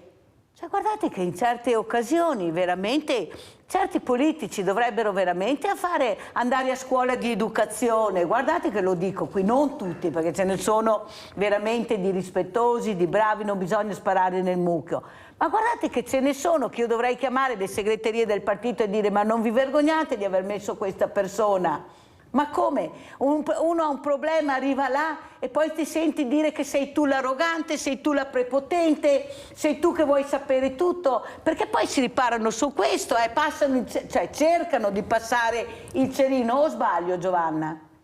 Sì, diciamo che la politica è il prolungamento dei cittadini. I politici devono ascoltare i cittadini e l'ascolto del cittadino è proprio essere a contatto col territorio, no? Essere vicini, essere a contatto con la realtà. Quindi quando questo non succede, vuol dire che ci sono dei poteri forti che comandano o che deviano la strada della buona politica. Quindi mi sto chiedendo, no, quali sono questi poteri forti, quali sono i valori su cui uno Stato democratico sta fondando il suo lavoro, le sue radici, il suo modello di progresso. Allora andiamo a vedere a Vicenza, Giovanna, perché ci tengo molto, queste acque Chiampo con i PFAS. Andiamo a sentire e a vedere. L'Onigo, inquinamento da FAS e le contromisure fin qui adottate dalla società di distribuzione Acque del Chiampo. A fare il punto sulla situazione è un incontro con l'amministrazione comunale. Per fare fronte all'emergenza dal 2013 all'Onigo sono stati realizzati 35 km di nuove condutture per collegare all'acquedotto 260 famiglie. Un investimento complessivo di 26 milioni di euro. Un passo in avanti per poter fornire acqua pulita dagli inquinanti direttamente dalle sorgenti, senza ricorrere ai filtri a carbone attivo. Ogni anno, infatti, vengono trattati 3,5 milioni di metri cubi d'acqua per trattenere le molecole inquinanti, ha dichiarato il direttore generale Andrea Chiorboli, una misura indispensabile per fornire acqua con inquinanti al di sotto dei limiti di legge. All'Onigo è stata inoltre estesa la rete per servire un centinaio di famiglie che precedentemente si servivano di pozzi privati. Tra gli interventi più rilevanti, la realizzazione di un nuovo centro idrico a Canove di Arzignano da 7,5 milioni di euro e che entrerà in funzione nel 2024. L'installazione di 25 casette dell'acqua nei territori dei 10 comuni soci e il sistema di osmosi inversa in discarica che ha l'obiettivo di ridurre del 97% la quantità di FAS presenti nel percolato. Allora Giovanna Guerra, come commenta questo servizio e cosa spera? Ecco, che appello vuole fare questa mattina qui a Sveglia Veneti? Allora, non so se a voi ha risuonato questi 3 milioni, 5 milioni, questi numeri enormi, che per noi cittadini sono anche quasi dei numeri sconosciuti, però ci danno la contezza di un grande dispendio di denaro. Per che cosa? Per portarci dell'acqua pulita nei nostri rubinetti. Ma se noi non mettiamo in sicurezza il sito Miteni, non è mica un spreco tutti questi soldi che noi dobbiamo ogni giorno tirar fuori dalle nostre tasche perché li paghiamo tutti nelle nostre bollette. Questi filtri non sono pagati da chi? Dalla manna del cielo, sono pagati dal nostro lavoro. Quindi dico, ha un senso che questo sito continui a inquinare e che non si attui una messa in sicurezza e una bonifica efficiente e efficace per limitare questo dispendio di soldi per portarci l'acqua pulita? Io penso che più chiara di così non poteva essere la nostra Giovanna Dallago, mamma no PFAS. Grazie. Giovanna, come commenta Guerra queste parole? Ha perfettamente ragione. Quando c'è un problema bisognerebbe agire a tutti i livelli del problema e quindi noi adesso spendiamo 3,5 milioni per fare i filtri, ma giustamente sarebbe più logico lavorare alla fonte del problema, mettere in sicurezza il mettere sito, in sicurezza il sito, non aspettare la fine del percorso, cominciare da prima, cioè magari... non dal tetto ma dalle fondamenta. Esattamente. Non ha, come giustamente diceva la signora, non ha senso che io pulisca sotto, devo evitare che vada giù. È come tirar su le cartine da terra, per carità lo devi fare, sarebbe meglio evitare di buttare le cartine per terra, no? La prevenzione, se non altro, dovrebbe essere fatta in maniera diversa. Cioè, essendo arrivati alla conclusione, essendoci accorti che il problema c'è, quantomeno bloccare il problema, limitare il problema se non altro alla fonte, e dopodiché agire a valle a tutti i livelli possibili, fino ad arrivare a mettere i filtrini per raccogliere i FAS. Ma siccome è un problema che riguarda il mondo intero, e qui poi saluto anche Giovanna Dal Lago, abbiamo visto con la pandemia che quando i grandi della terra prendono paura, investono, certo, perché hanno paura, hanno fifa di morire, allora hanno investito una montagna di soldi, i ricercatori hanno fatto squadra e sono arrivati i vaccini. Non è il caso, Giovanna Dal Lago, che anche questo sia un problema che riguarda tutti e forse pensano di essere immortali, di superare anche i no PFAS, ma ci sono i loro figli, ci sono, ecco, questi ragazzi, questi bambini che nasceranno, che se non risolvono il problema cosa ci ritroveranno nel sangue? Prego. Esatto, infatti il nostro impegno anche a livello europeo e non solo è proprio per questo. Non si deve arrivare a curare le conseguenze, ma si deve prevenire. Il principio di precauzione deve essere sopra a ogni altro principio in questo caso. La cura non è sufficiente, la cura è imperfetta e la cura è incerta. La prevenzione la sappiamo e infatti con questa consegna del manifesto, questo impegno che abbiamo a livello europeo con tutti gli stati europei, è proprio per far emergere questo valore che è imprescindibile per la nostra salute e per la salute del corpo ma anche dell'ambiente, perché quando abbiamo una casa pulita abbiamo anche la salute del nostro corpo. Noi facciamo parte della natura, siamo in mezzo alla natura, siamo fatti di natura. È bellissimo quel progetto. Anche perché siamo fatti di acqua, se non sbaglio, non dimentichiamocelo che siamo fatti di acqua. Ecco, forse siamo così forti, una volta l'acqua era forse più buona, certo, e adesso cominciamo a avere dei problemi. Ecco, io penso a tutti questi bambini, a tutti questi ragazzi, mi vengono molti dubbi veramente a questo punto. E se l'acqua poi non c'è più e quella che abbiamo inquinata è un altro motivo per dire portiamo l'acqua a ritornare a essere pulita. Non abbiamo più tempo, lo dobbiamo fare. E lo dobbiamo fare tutti insieme. Grazie a Giovanna Dal Lago, mamma No PFAS, mi saluti tutte le mamme e tutto il papà, un grande abbraccio da tutti noi. Questa sera, se volete vedere la trasmissione, la potete vedere anche sul cellulare, stasera o domani. Grazie veramente di essere stata con noi, e sempre avanti e sempre guerrieri e guerriere che vogliamo. Grazie. Come ci saluta Silvio Guerra? Buona giornata. Grazie.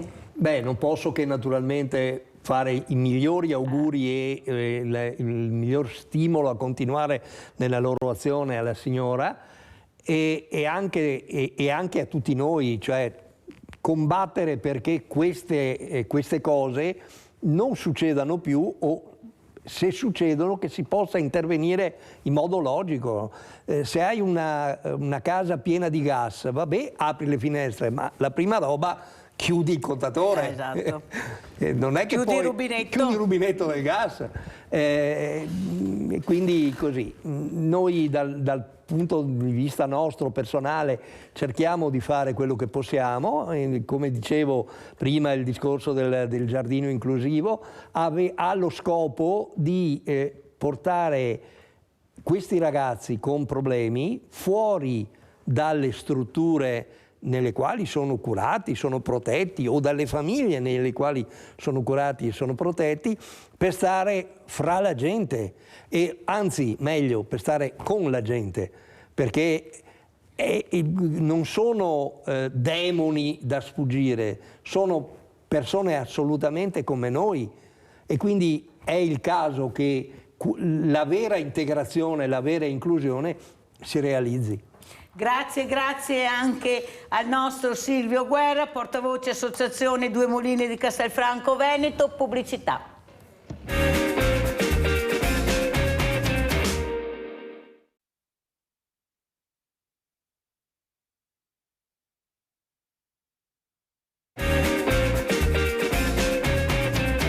E vi presento subito un altro gradito ospite, il dottor Marco Guglielmetto, direttore Dipartimento di Riabilitazione dell'ospedale Canfoncello ULSS 2 Marca Trevigiana. Buongiorno dottore.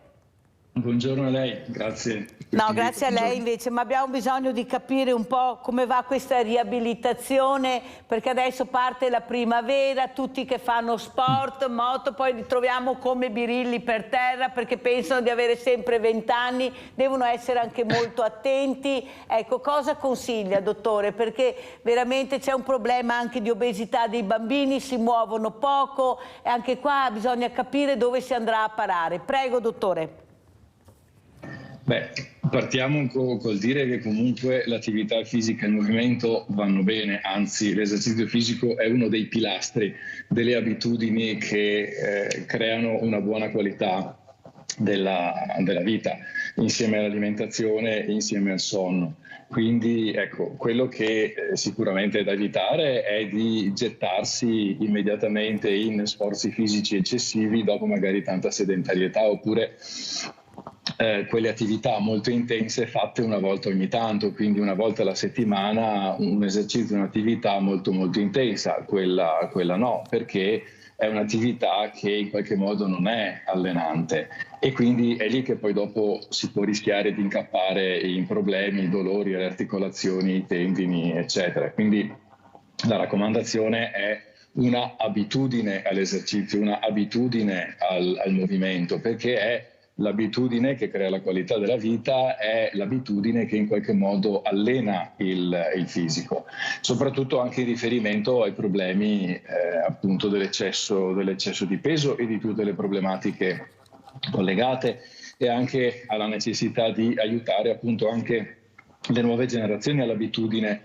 all'esercizio, all'attività sportiva, proprio perché alimentazione non corretta, poca abitudine all'esercizio, molta abitudine alla sedentarietà e anche comunque cattiva igiene del sonno, perché anche il sonno è implicato nell'eccesso di peso, nella non corretta gestione del peso. Ecco, questi tre ambiti poi rischiano di creare tutta una serie di problemi che portano all'infiammazione, un'infiammazione magari cronica, che è poi quella legata alla persistenza di dolori alla schiena, alle ginocchia, alle anche, e che quindi poi va a impattare negativamente anche sulla qualità della vita delle persone. Quindi ecco, bene è sacrosanto, soprattutto adesso che il tempo magari lo permette, ci sono belle giornate, temperatura gradevole, prima che poi venga magari il caldo afoso, e quindi bisogna evitare le ore più calde della giornata. Bene soprattutto entrare a contatto con la natura, è la medicina sicuramente più importante quella. È chiaro che strafare non va mai bene, e quindi concentrare tutto in una volta ogni tanto, questo non va bene. Allora, dottore, una cosa importante da dire è quanto aiuta lo sport con la riabilitazione. Penso ad esempio al nuoto, ecco quanto importante è riabilitare anche con lo sport. Cosa ci racconta? Come è cambiato anche questo modo di vivere la riabilitazione, anche grazie alla tecnologia, alle nuove tecnologie? Prego, dottore.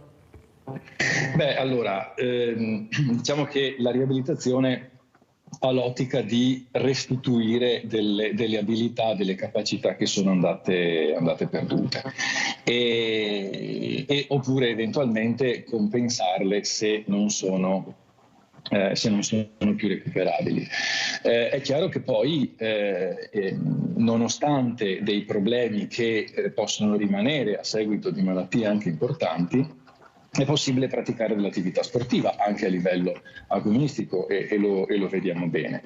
E sicuramente l'utilizzo di tecnologie, materiali anche recentemente sempre più collegate anche sofisticate con ricorso a elettronica e informatica, è possibile, quindi mi riferisco per esempio a protesi molto, molto evolute, è possibile praticare sport anche ad alto livello. Quindi diciamo che in alcuni casi la riabilitazione può aiutare la persona a recuperare al massimo il suo potenziale, cioè quello che può fare, compatibilmente con gli esiti di una malattia, quindi quello che la malattia purtroppo a volte lascia, e raggiunte queste capacità, queste possono essere spese comunque per svolgere l'attività sportiva con tutti i benefici che da questo tipo di attività deriva, quindi il praticarla con un'ottica di allenamento, quindi con un'ottica di spostare gradualmente i propri limiti, quindi riuscire a migliorare le proprie capacità, ma anche poi confrontarsi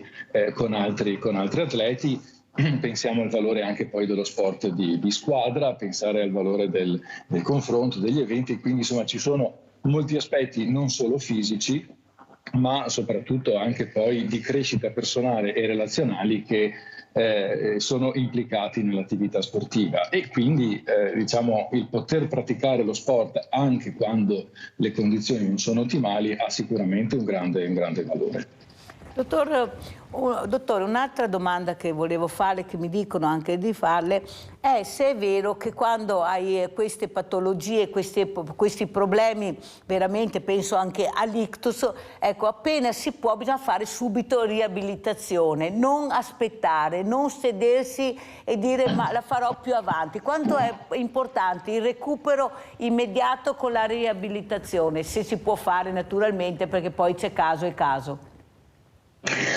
Beh, allora, nel tempo, negli ultimi anni, anche poi tutti gli studi scientifici ci hanno portato sempre di più ad anticipare i tempi di inizio della riabilitazione. Lei citava un problema come l'ictus cerebrale, e lì entro le prime 24 ore nelle cosiddette stroke unit, cioè nelle unità dove viene ricoverato, sono quelle a più alta intensità di cura per gli ictus più complicati, ma non solo lì. La riabilitazione, il fisiatra viene chiamato precocemente. Addirittura si parla in molti casi, quando l'evento non è programmabile, cioè nell'ictus l'evento non è programmabile ovviamente, ma quando l'evento è programmabile, per esempio nelle persone che devono essere sottoposte a interventi chirurgici, quindi interventi programmati, in molti casi si parla anche di preabilitazione, e anche qui nell'US2, qui a Treviso, abbiamo iniziato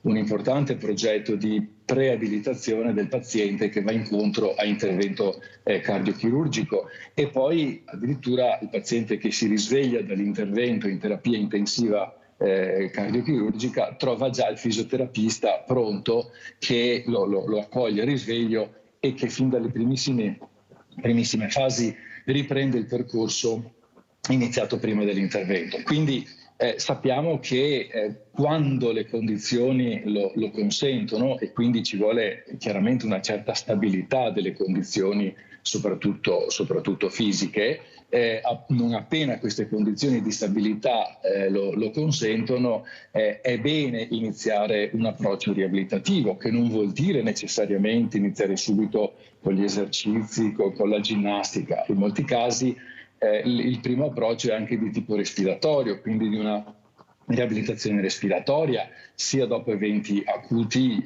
cerebrovascolari, sia anche dopo interventi, citavo prima il progetto della riabilitazione del paziente cardiochirurgico.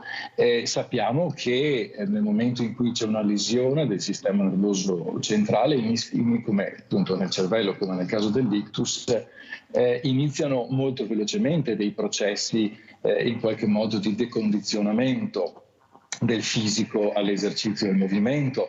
C'è una perdita muscolare, una perdita proprio di muscolo molto molto rapida e molto molto importante, anche perché la persona si muove poco nel letto, perché l'ictus, ricordiamolo, paralizza una parte del corpo, una metà del corpo in modo più o meno grave, quindi la persona è immobile, i muscoli non ricevono più i necessari comandi dal cervello, e il fisico si trova impegnato in un evento molto molto grave che richiede molte energie per recuperare, e quindi il fatto di avvicinarsi subito con un approccio che in qualche modo prevenga tutta una serie di complicanze legate all'immobilità, perché la persona che fa fatica a muoversi nel letto mantiene sempre la stessa posizione e quindi preme sempre sulle stesse zone. Noi non siamo abituati, no? Si sa che anche solo nella fase di addormentamento si calcola che cambiamo posizione circa 30 volte prima di addormentarci, quindi anche se non ce ne accorgiamo modifichiamo sempre la nostra posizione anche quando siamo seduti, per evitare che vengano compresse sempre le stesse zone, perché laddove c'è compressione il sangue viene in qualche modo spremuto via e quindi non c'è circolazione del sangue, non arriva l'ossigeno e non arrivano i nutrienti alle cellule. Quindi una persona che è allettata e che mantiene sempre la stessa posizione rischia di andare incontro a una serie di problematiche nelle zone di maggior pressione. Ancora il fatto che determinate articolazioni non vengano mosse rischia di portarle a una rigidità, quindi tutte le strutture che tengono insieme l'articolazione e anche le strutture che muovono l'articolazione. C'è un principio in biologia che dice: se non lo usi lo perdi. Se io in condizioni di perfetta salute mi metto un gesso al gomito che mi tiene il gomito a 90 gradi e già solo dopo una decina di giorni tolgo quel gesso e il mio gomito sarà irrigidito, perché se io non lo muovo quel movimento non mi serve. Ecco quindi che avvicinare subito la persona anche con un movimento passivo, perché il movimento passivo comunque informa il cervello del movimento, mantiene un flusso di movimento, di informazioni. Ricordiamo che il cervello vive di informazioni. Costantemente noi abbiamo una quantità enorme di informazioni che dal nostro corpo arrivano al cervello, anche se non ce ne rendiamo conto. Il cervello le elabora e elabora delle risposte ai muscoli, alle ghiandole, alla circolazione. Quindi il fatto di mantenere questo flusso in entrata, queste informazioni che si chiamano propriocettive, cioè la sensazione della posizione per esempio nel corpo, nello spazio, facilita il mantenimento di certi circuiti ed eventualmente circuiti nel cervello e eventualmente anche circuiti che sono andati in qualche modo danneggiati. Quindi ricordiamo poi anche un altro progetto che era partito a fine 2019, sempre qui in terapia intensiva a Treviso, che prevede la presenza di un fisioterapista in terapia intensiva. È fisso in un reparto dove i pazienti spesso appunto in passato non venivano in qualche modo presi in carico dalla riabilitazione, perché il concetto di stabilità necessaria per poter riabilitare era molto più in qualche modo prudente. Dottor Guglielmetto, mi scusi se la interrompo, sì, ma voglio fare una parentesi, visto che ha parlato di terapia intensiva. Noi abbiamo sentito ormai da giorni e giorni, proprio con Berlusconi, ma non per citare Berlusconi, che Berlusconi dalla terapia intensiva telefonava, ecco, prendeva contatti con questo, con l'altro. Ma io ero un po' scettica a sentire questo, ma funziona proprio così? O quando ho visto e ho visitato, non mi sembra che questi pazienti all'interno della terapia intensiva siano così vivaci e possono fare di tutto. E lei sorride e mi viene da piangere perché passano dei messaggi veramente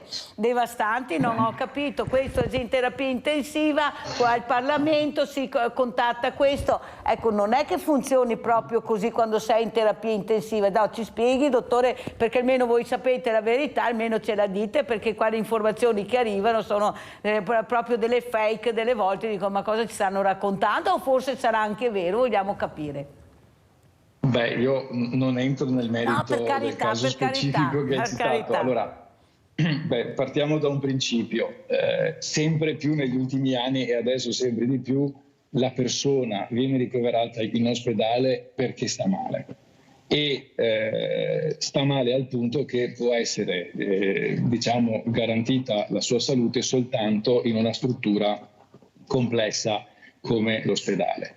E il reparto di terapia intensiva è il reparto di maggior tutela della salute della persona, quindi di norma le persone che vengono ricoverate in terapia intensiva sono le persone che hanno bisogno di quella tutela e assistenza medica, infermieristica nell'arco delle 24 ore, medici, infermieri, OS e quando possibile, quando c'è l'indicazione, fisioterapisti e tutte le altre figure sanitarie, quindi comunque un livello di tutela molto molto elevato.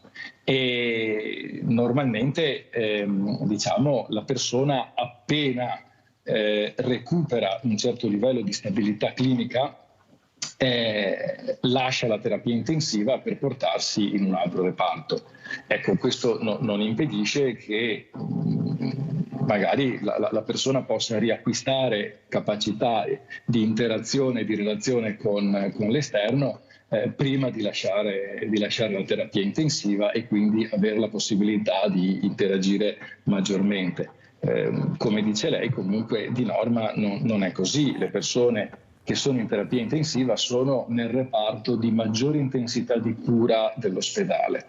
L'ospedale appunto prevede diversi reparti di area medica e di area chirurgica e di area post-acuzie e riabilitativa, e poi c'è la cosiddetta area critica. L'area critica è proprio la terapia intensiva, è quella dove stanno le persone che hanno bisogno di un'assistenza molto molto intensa che non possono ricevere in nessun altro reparto, quindi normalmente hanno poi tutta una serie anche di dispositivi applicati che non permette loro effettivamente di interagire col mondo esterno come di norma si fa. Grazie, no, veramente ci tenevo, perché è giusto anche capire come stanno le cose, poi ci sarà sempre il più fortunato, il meno fortunato, come io sono dell'idea che queste suite negli ospedali forse non sarebbero fatte negli ospedali pubblici, penso io, perché l'ospedale dovrebbe essere uguale per tutti e con le stesse modalità. Questo è quello che penso io e dico io.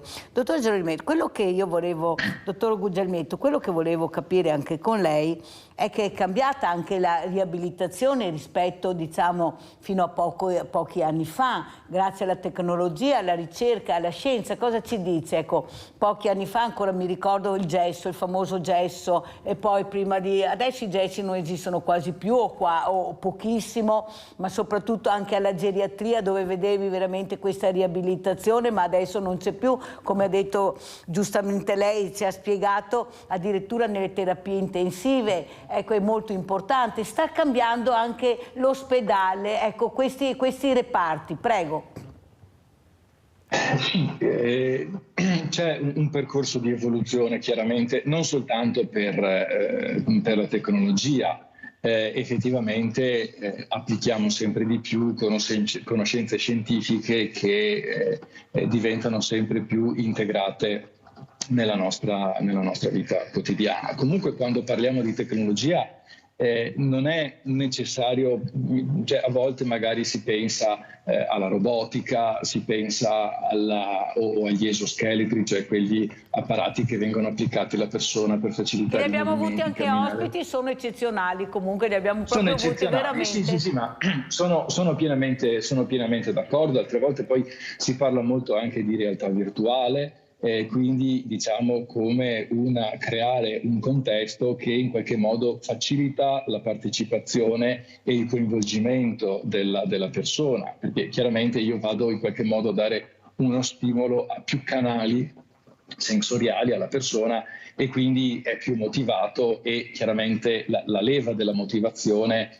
è una delle leve più importanti perché la persona dia il meglio di sé. Comunque il percorso riabilitativo è faticoso, il percorso riabilitativo richiede impegno e collaborazione, è un percorso in salita e quindi tutte queste tecnologie facilitano. È importante però pensare anche a magari una tecnologia non così sofisticata. Pensiamo per esempio al progetto che stiamo facendo partire. Abbiamo fatto partire sempre con il progetto di preabilitazione i progetti di telemonitoraggio, per esempio, telemonitoraggio della persona al domicilio, quindi far indossare alla persona dei sensori che possono essere i normali anche braccialetti, normali orologi, quelli che hanno la possibilità di misurare la frequenza cardiaca, la saturazione dell'ossigeno nel sangue e anche il numero di passi, e sono dispositivi che dal domicilio della persona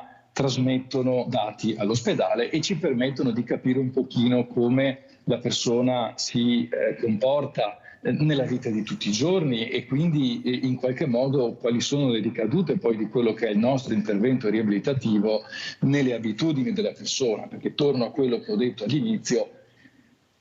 La qualità della vita è fatta dalla qualità delle abitudini, quindi se l'intervento riabilitativo non modifica le abitudini della persona, di fatto il nostro successo è stato parziale, cioè se quello che io recupero nella palestra riabilitativa non lo posso spendere nella vita di relazione, in ambito di famiglia, di lavoro, in ambito sociale, in qualche modo c'è un anello che manca. Quindi poter avere, grazie alla tecnologia e quindi i sensori, ma quindi anche poi la tecnologia informatica, la trasmissione delle informazioni dal domicilio della persona all'ospedale, l'elaborazione dei dati perché li possano visualizzare i clinici e quindi poi prendere decisioni. Ecco, sono tutte innovazioni che magari le conosciamo già da anni, ma che adesso abbiamo la possibilità di applicare in modo massiccio. Quindi c'è tutto uno spettro di tecnologia che in qualche modo ha cambiato e sta cambiando non solo all'interno dell'ospedale, l'attività dei medici e anche la riabilitazione, ma anche fuori dall'ospedale. Anzi, adesso forse dopo anni che se ne parla è arrivato davvero il momento in cui ci portiamo fuori dall'ospedale nel territorio anche come riabilitazione, come Dipartimento di Riabilitazione Ospedale e Territorio. Abbiamo diverse progettualità, diversi progetti sia attivi ma anche da attivare per questo anno, proprio che prevedono l'utilizzo di nuove tecnologie, anche poi per interpretare e capire questi dati. Quindi lei diceva avete visto gli esoscheletri, sono effettivamente molto efficaci. Non dimentichiamo poi anche la riabilitazione robotica nelle problematiche neurologiche, nelle malattie neurologiche. Consente la riabilitazione robotica non solo fare degli interventi molto personalizzati e molto fini, ma anche poi una cosa molto importante di misurare i progressi della persona, e questo poi è un altro vantaggio dell'utilizzare la tecnologia. La misura in riabilitazione è importante proprio per capire quanto abbiamo avuto successo, quanto siamo riusciti a raggiungere gli obiettivi. Però ecco, c'è una tecnologia che io posso applicare volta per volta a un numero limitato di persone, quindi la robotica, quindi la realtà virtuale, quindi gli esoscheletri, ma ci sono delle tecnologie che magari possono sembrare più scontate, come appunto ognuno può avere addosso uno smartwatch o un braccialetto che trasmette informazioni alla propria app e se le guarda. Ma quando questi sensori hanno una applicazione di tipo medicale, di tipo più sanitario, hanno un valore diverso. Possiamo applicarlo a un numero maggiore di persone, soprattutto nelle problematiche croniche, per capire come stanno andando, e abbiamo la possibilità anche di prendere delle decisioni più informate, magari anche senza far venire la persona in ospedale, o andando noi a casa della persona, oppure agendo a distanza. Quindi sta cambiando un pochino proprio l'approccio, grazie ai progetti che abbiamo di teleriabilitazione e telemonitoraggio, perché se noi riusciamo a capire prima come la persona sta andando, abbiamo modo di intercettare eventuali problemi o anche eventuali miglioramenti, e quindi andare ancora di più verso la via del miglioramento, oppure eventualmente chiamare noi la persona a visita per capire cosa non va. Capisce che è un approccio abbastanza diverso. Quindi non è più la persona che deve andare in qualche modo dal medico di base, farsi fare l'impegnativa e andare a visita, ma quando noi abbiamo la possibilità di usare questi strumenti possiamo essere noi a intervenire prima. È chiaro. Guardi, mi fa molto piacere, dottor Guglielmetto, perché lei sta parlando di un servizio alle persone, cosa fondamentale, perché in questo periodo purtroppo sentiamo parlare molto di strutture, poco servizio alla persona. Invece lei questa mattina ci sta dando un'informazione importantissima, perché state dando un servizio alle persone. Dottor Guglielmetto, ma cosa vi ha insegnato il dopo pandemia? Ecco, questo soprattutto io penso anche ai diversamente giovani che non potevano più fare, appunto, avere le cure che facevano prima, questa riabilitazione, oppure è sempre stato funzionale, sempre porte aperte. Com'è andata la storia e com'è adesso?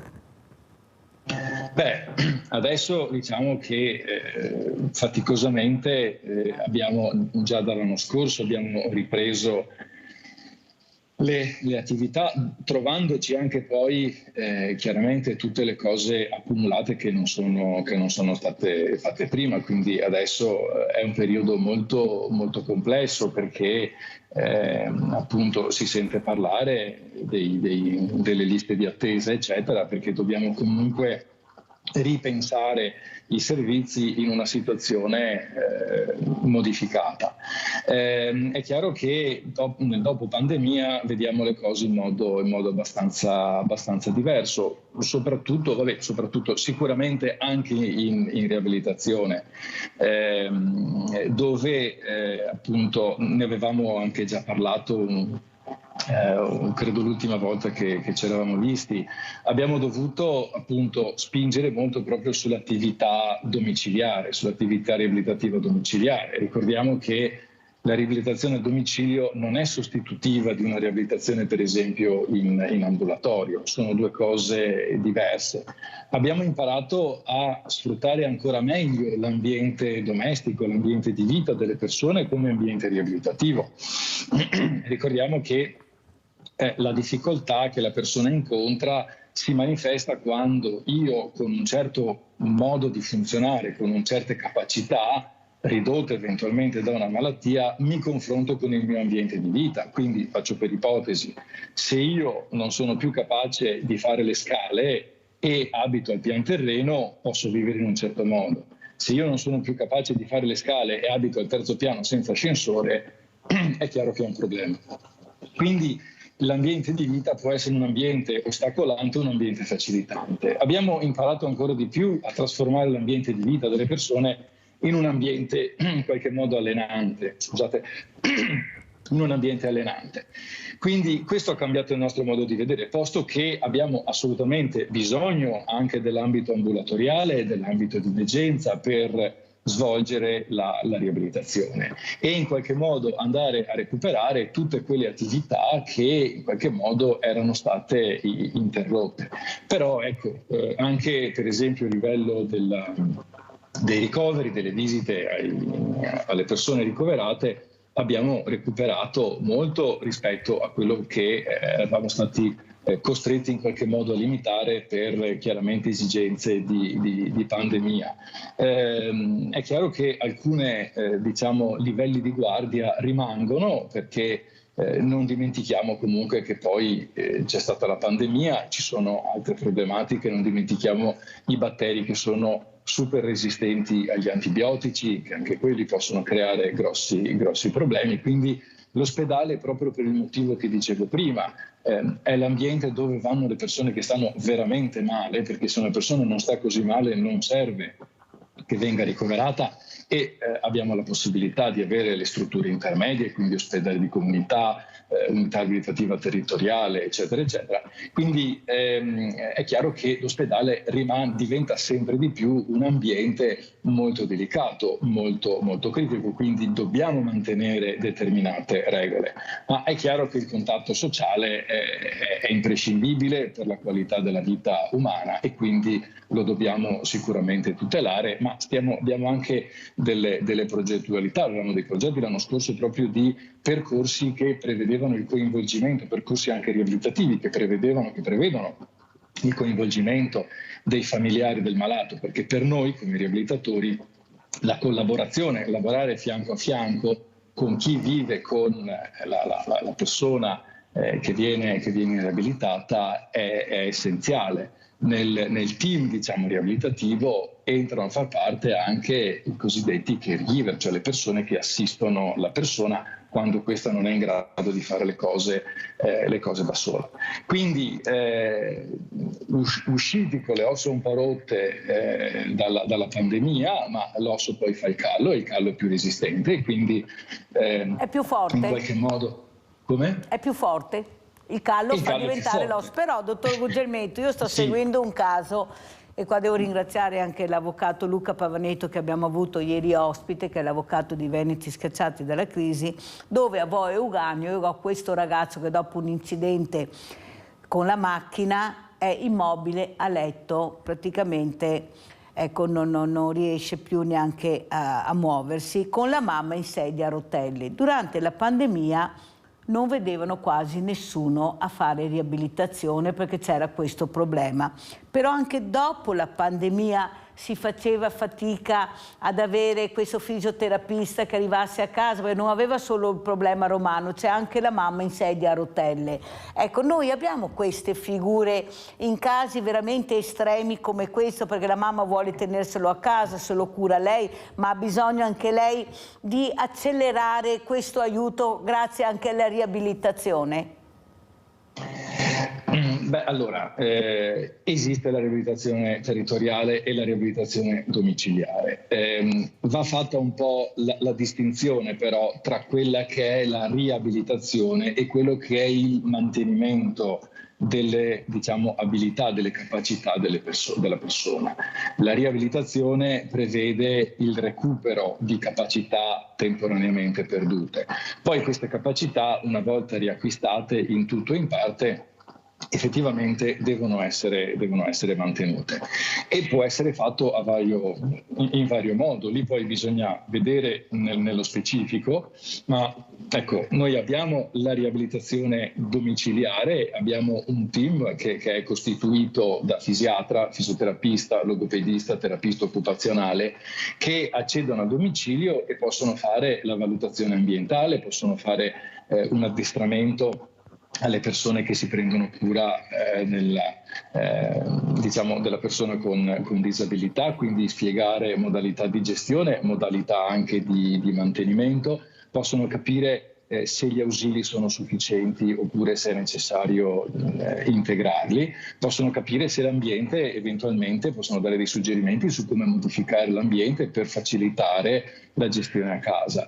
È chiaro che laddove c'è un desiderio di mantenere la persona a casa, questo desiderio deve essere supportato in ogni modo, perché chiaramente la permanenza della persona nel proprio ambiente domestico, nel proprio ambiente di vita, insieme ai suoi cari, i suoi affetti e soprattutto l'ambiente noto di casa propria, ecco, quello è l'ambiente migliore, e quindi diciamo il nostro intervento c'è. Però diciamo, lo scopo della riabilitazione non è il mantenimento. Nel mantenimento ci sono eventualmente altre figure. Chi si prende cura della persona può eventualmente apprendere le modalità per mantenere le capacità che la persona ha in qualche modo recuperato dopo l'evento, insomma, la malattia acuta. Ecco, la ringrazio perché purtroppo a tutt'oggi Iole e figlio Romano non riescono ad avere anche questi aiuti, come sta spiegando molto bene invece il dottor Gugelmetto, che abbiamo qui con l'UIS 2. Adesso mi informerò meglio come mai non funziona questo, perché per Romano e per sua mamma soprattutto, ecco, è molto invalidante non essere assistiti, perché la mamma sta crollando, non ce la fa più, non è più, è diversamente anche giovane, con questi problemi che ha anche lei, però lei continua a dire: mio figlio deve rimanere a casa con me perché finché lo curo io Romano vivrà. Nel momento che non ci sono più e che non lo curo più, Romano muore. Questa è l'idea di Iole, perciò va assolutamente aiutata in qualche maniera, perché c'è qualcosa nell'ingranaggio che non funziona purtroppo. Un'altra cosa, dottor Gugelmetto, siamo proprio in chiusura ormai. Ecco, cosa vi aspettate nel futuro, anche a livello diciamo di scuola, ecco, imparare veramente a fare prevenzione, anche e soprattutto visto anche tanti incidenti che abbiamo purtroppo, che vediamo tutti i giorni, quanto importante è far capire al bambino e al ragazzo che cresce l'importanza, ecco, della riabilitazione, di fare movimento, di saper usare gli arti, come usarli, perché anche questo è molto importante. Sì, sarebbe importante insegnare come non arrivare ad aver bisogno della riabilitazione, quindi appunto la prevenzione. Torniamo al discorso iniziale, avere cura del proprio fisico, perché del resto uno ne abbiamo per tutta la vita e si impara in giovane età a gestirlo correttamente. Quel ragazzo che è caduto dal cornicione, ad esempio, di quello stabile dismesso, fa capire che forse se avesse conosciuto meglio i pericoli, anche non essere così superficiale, forse non sarebbe così grave e dovrà fare una riabilitazione molto lunga. Quasi mezzo minuto per rispondere, poi la saluto, dottor Gugelmetto, che l'ho fatta parlare perché era molto importante sentire la sua voce. Grazie. Sì, sicuramente è importante e soprattutto magari riprendere nell'US dove lavoravo prima si facevano degli accessi proprio nelle scuole per spiegare per esempio gli effetti dei traumi cranici, quindi degli incidenti che provocano traumi cranici con tutte le conseguenze. Devo chiudere, dottor Gugelmetto, però è stato molto chiaro, la prevenzione va fatta anche nelle scuole. Grazie, grazie, veramente grazie al dottor Marco Gugelmetto, direttore Dipartimento di Riabilitazione Ospedale Canfoncello, ULSS 2 Marca Trevigiana. Buon lavoro, dottore, grazie per le informazioni che ci ha dato. La posta di Mirella. Arrivederci, buongiorno. Arrivederci.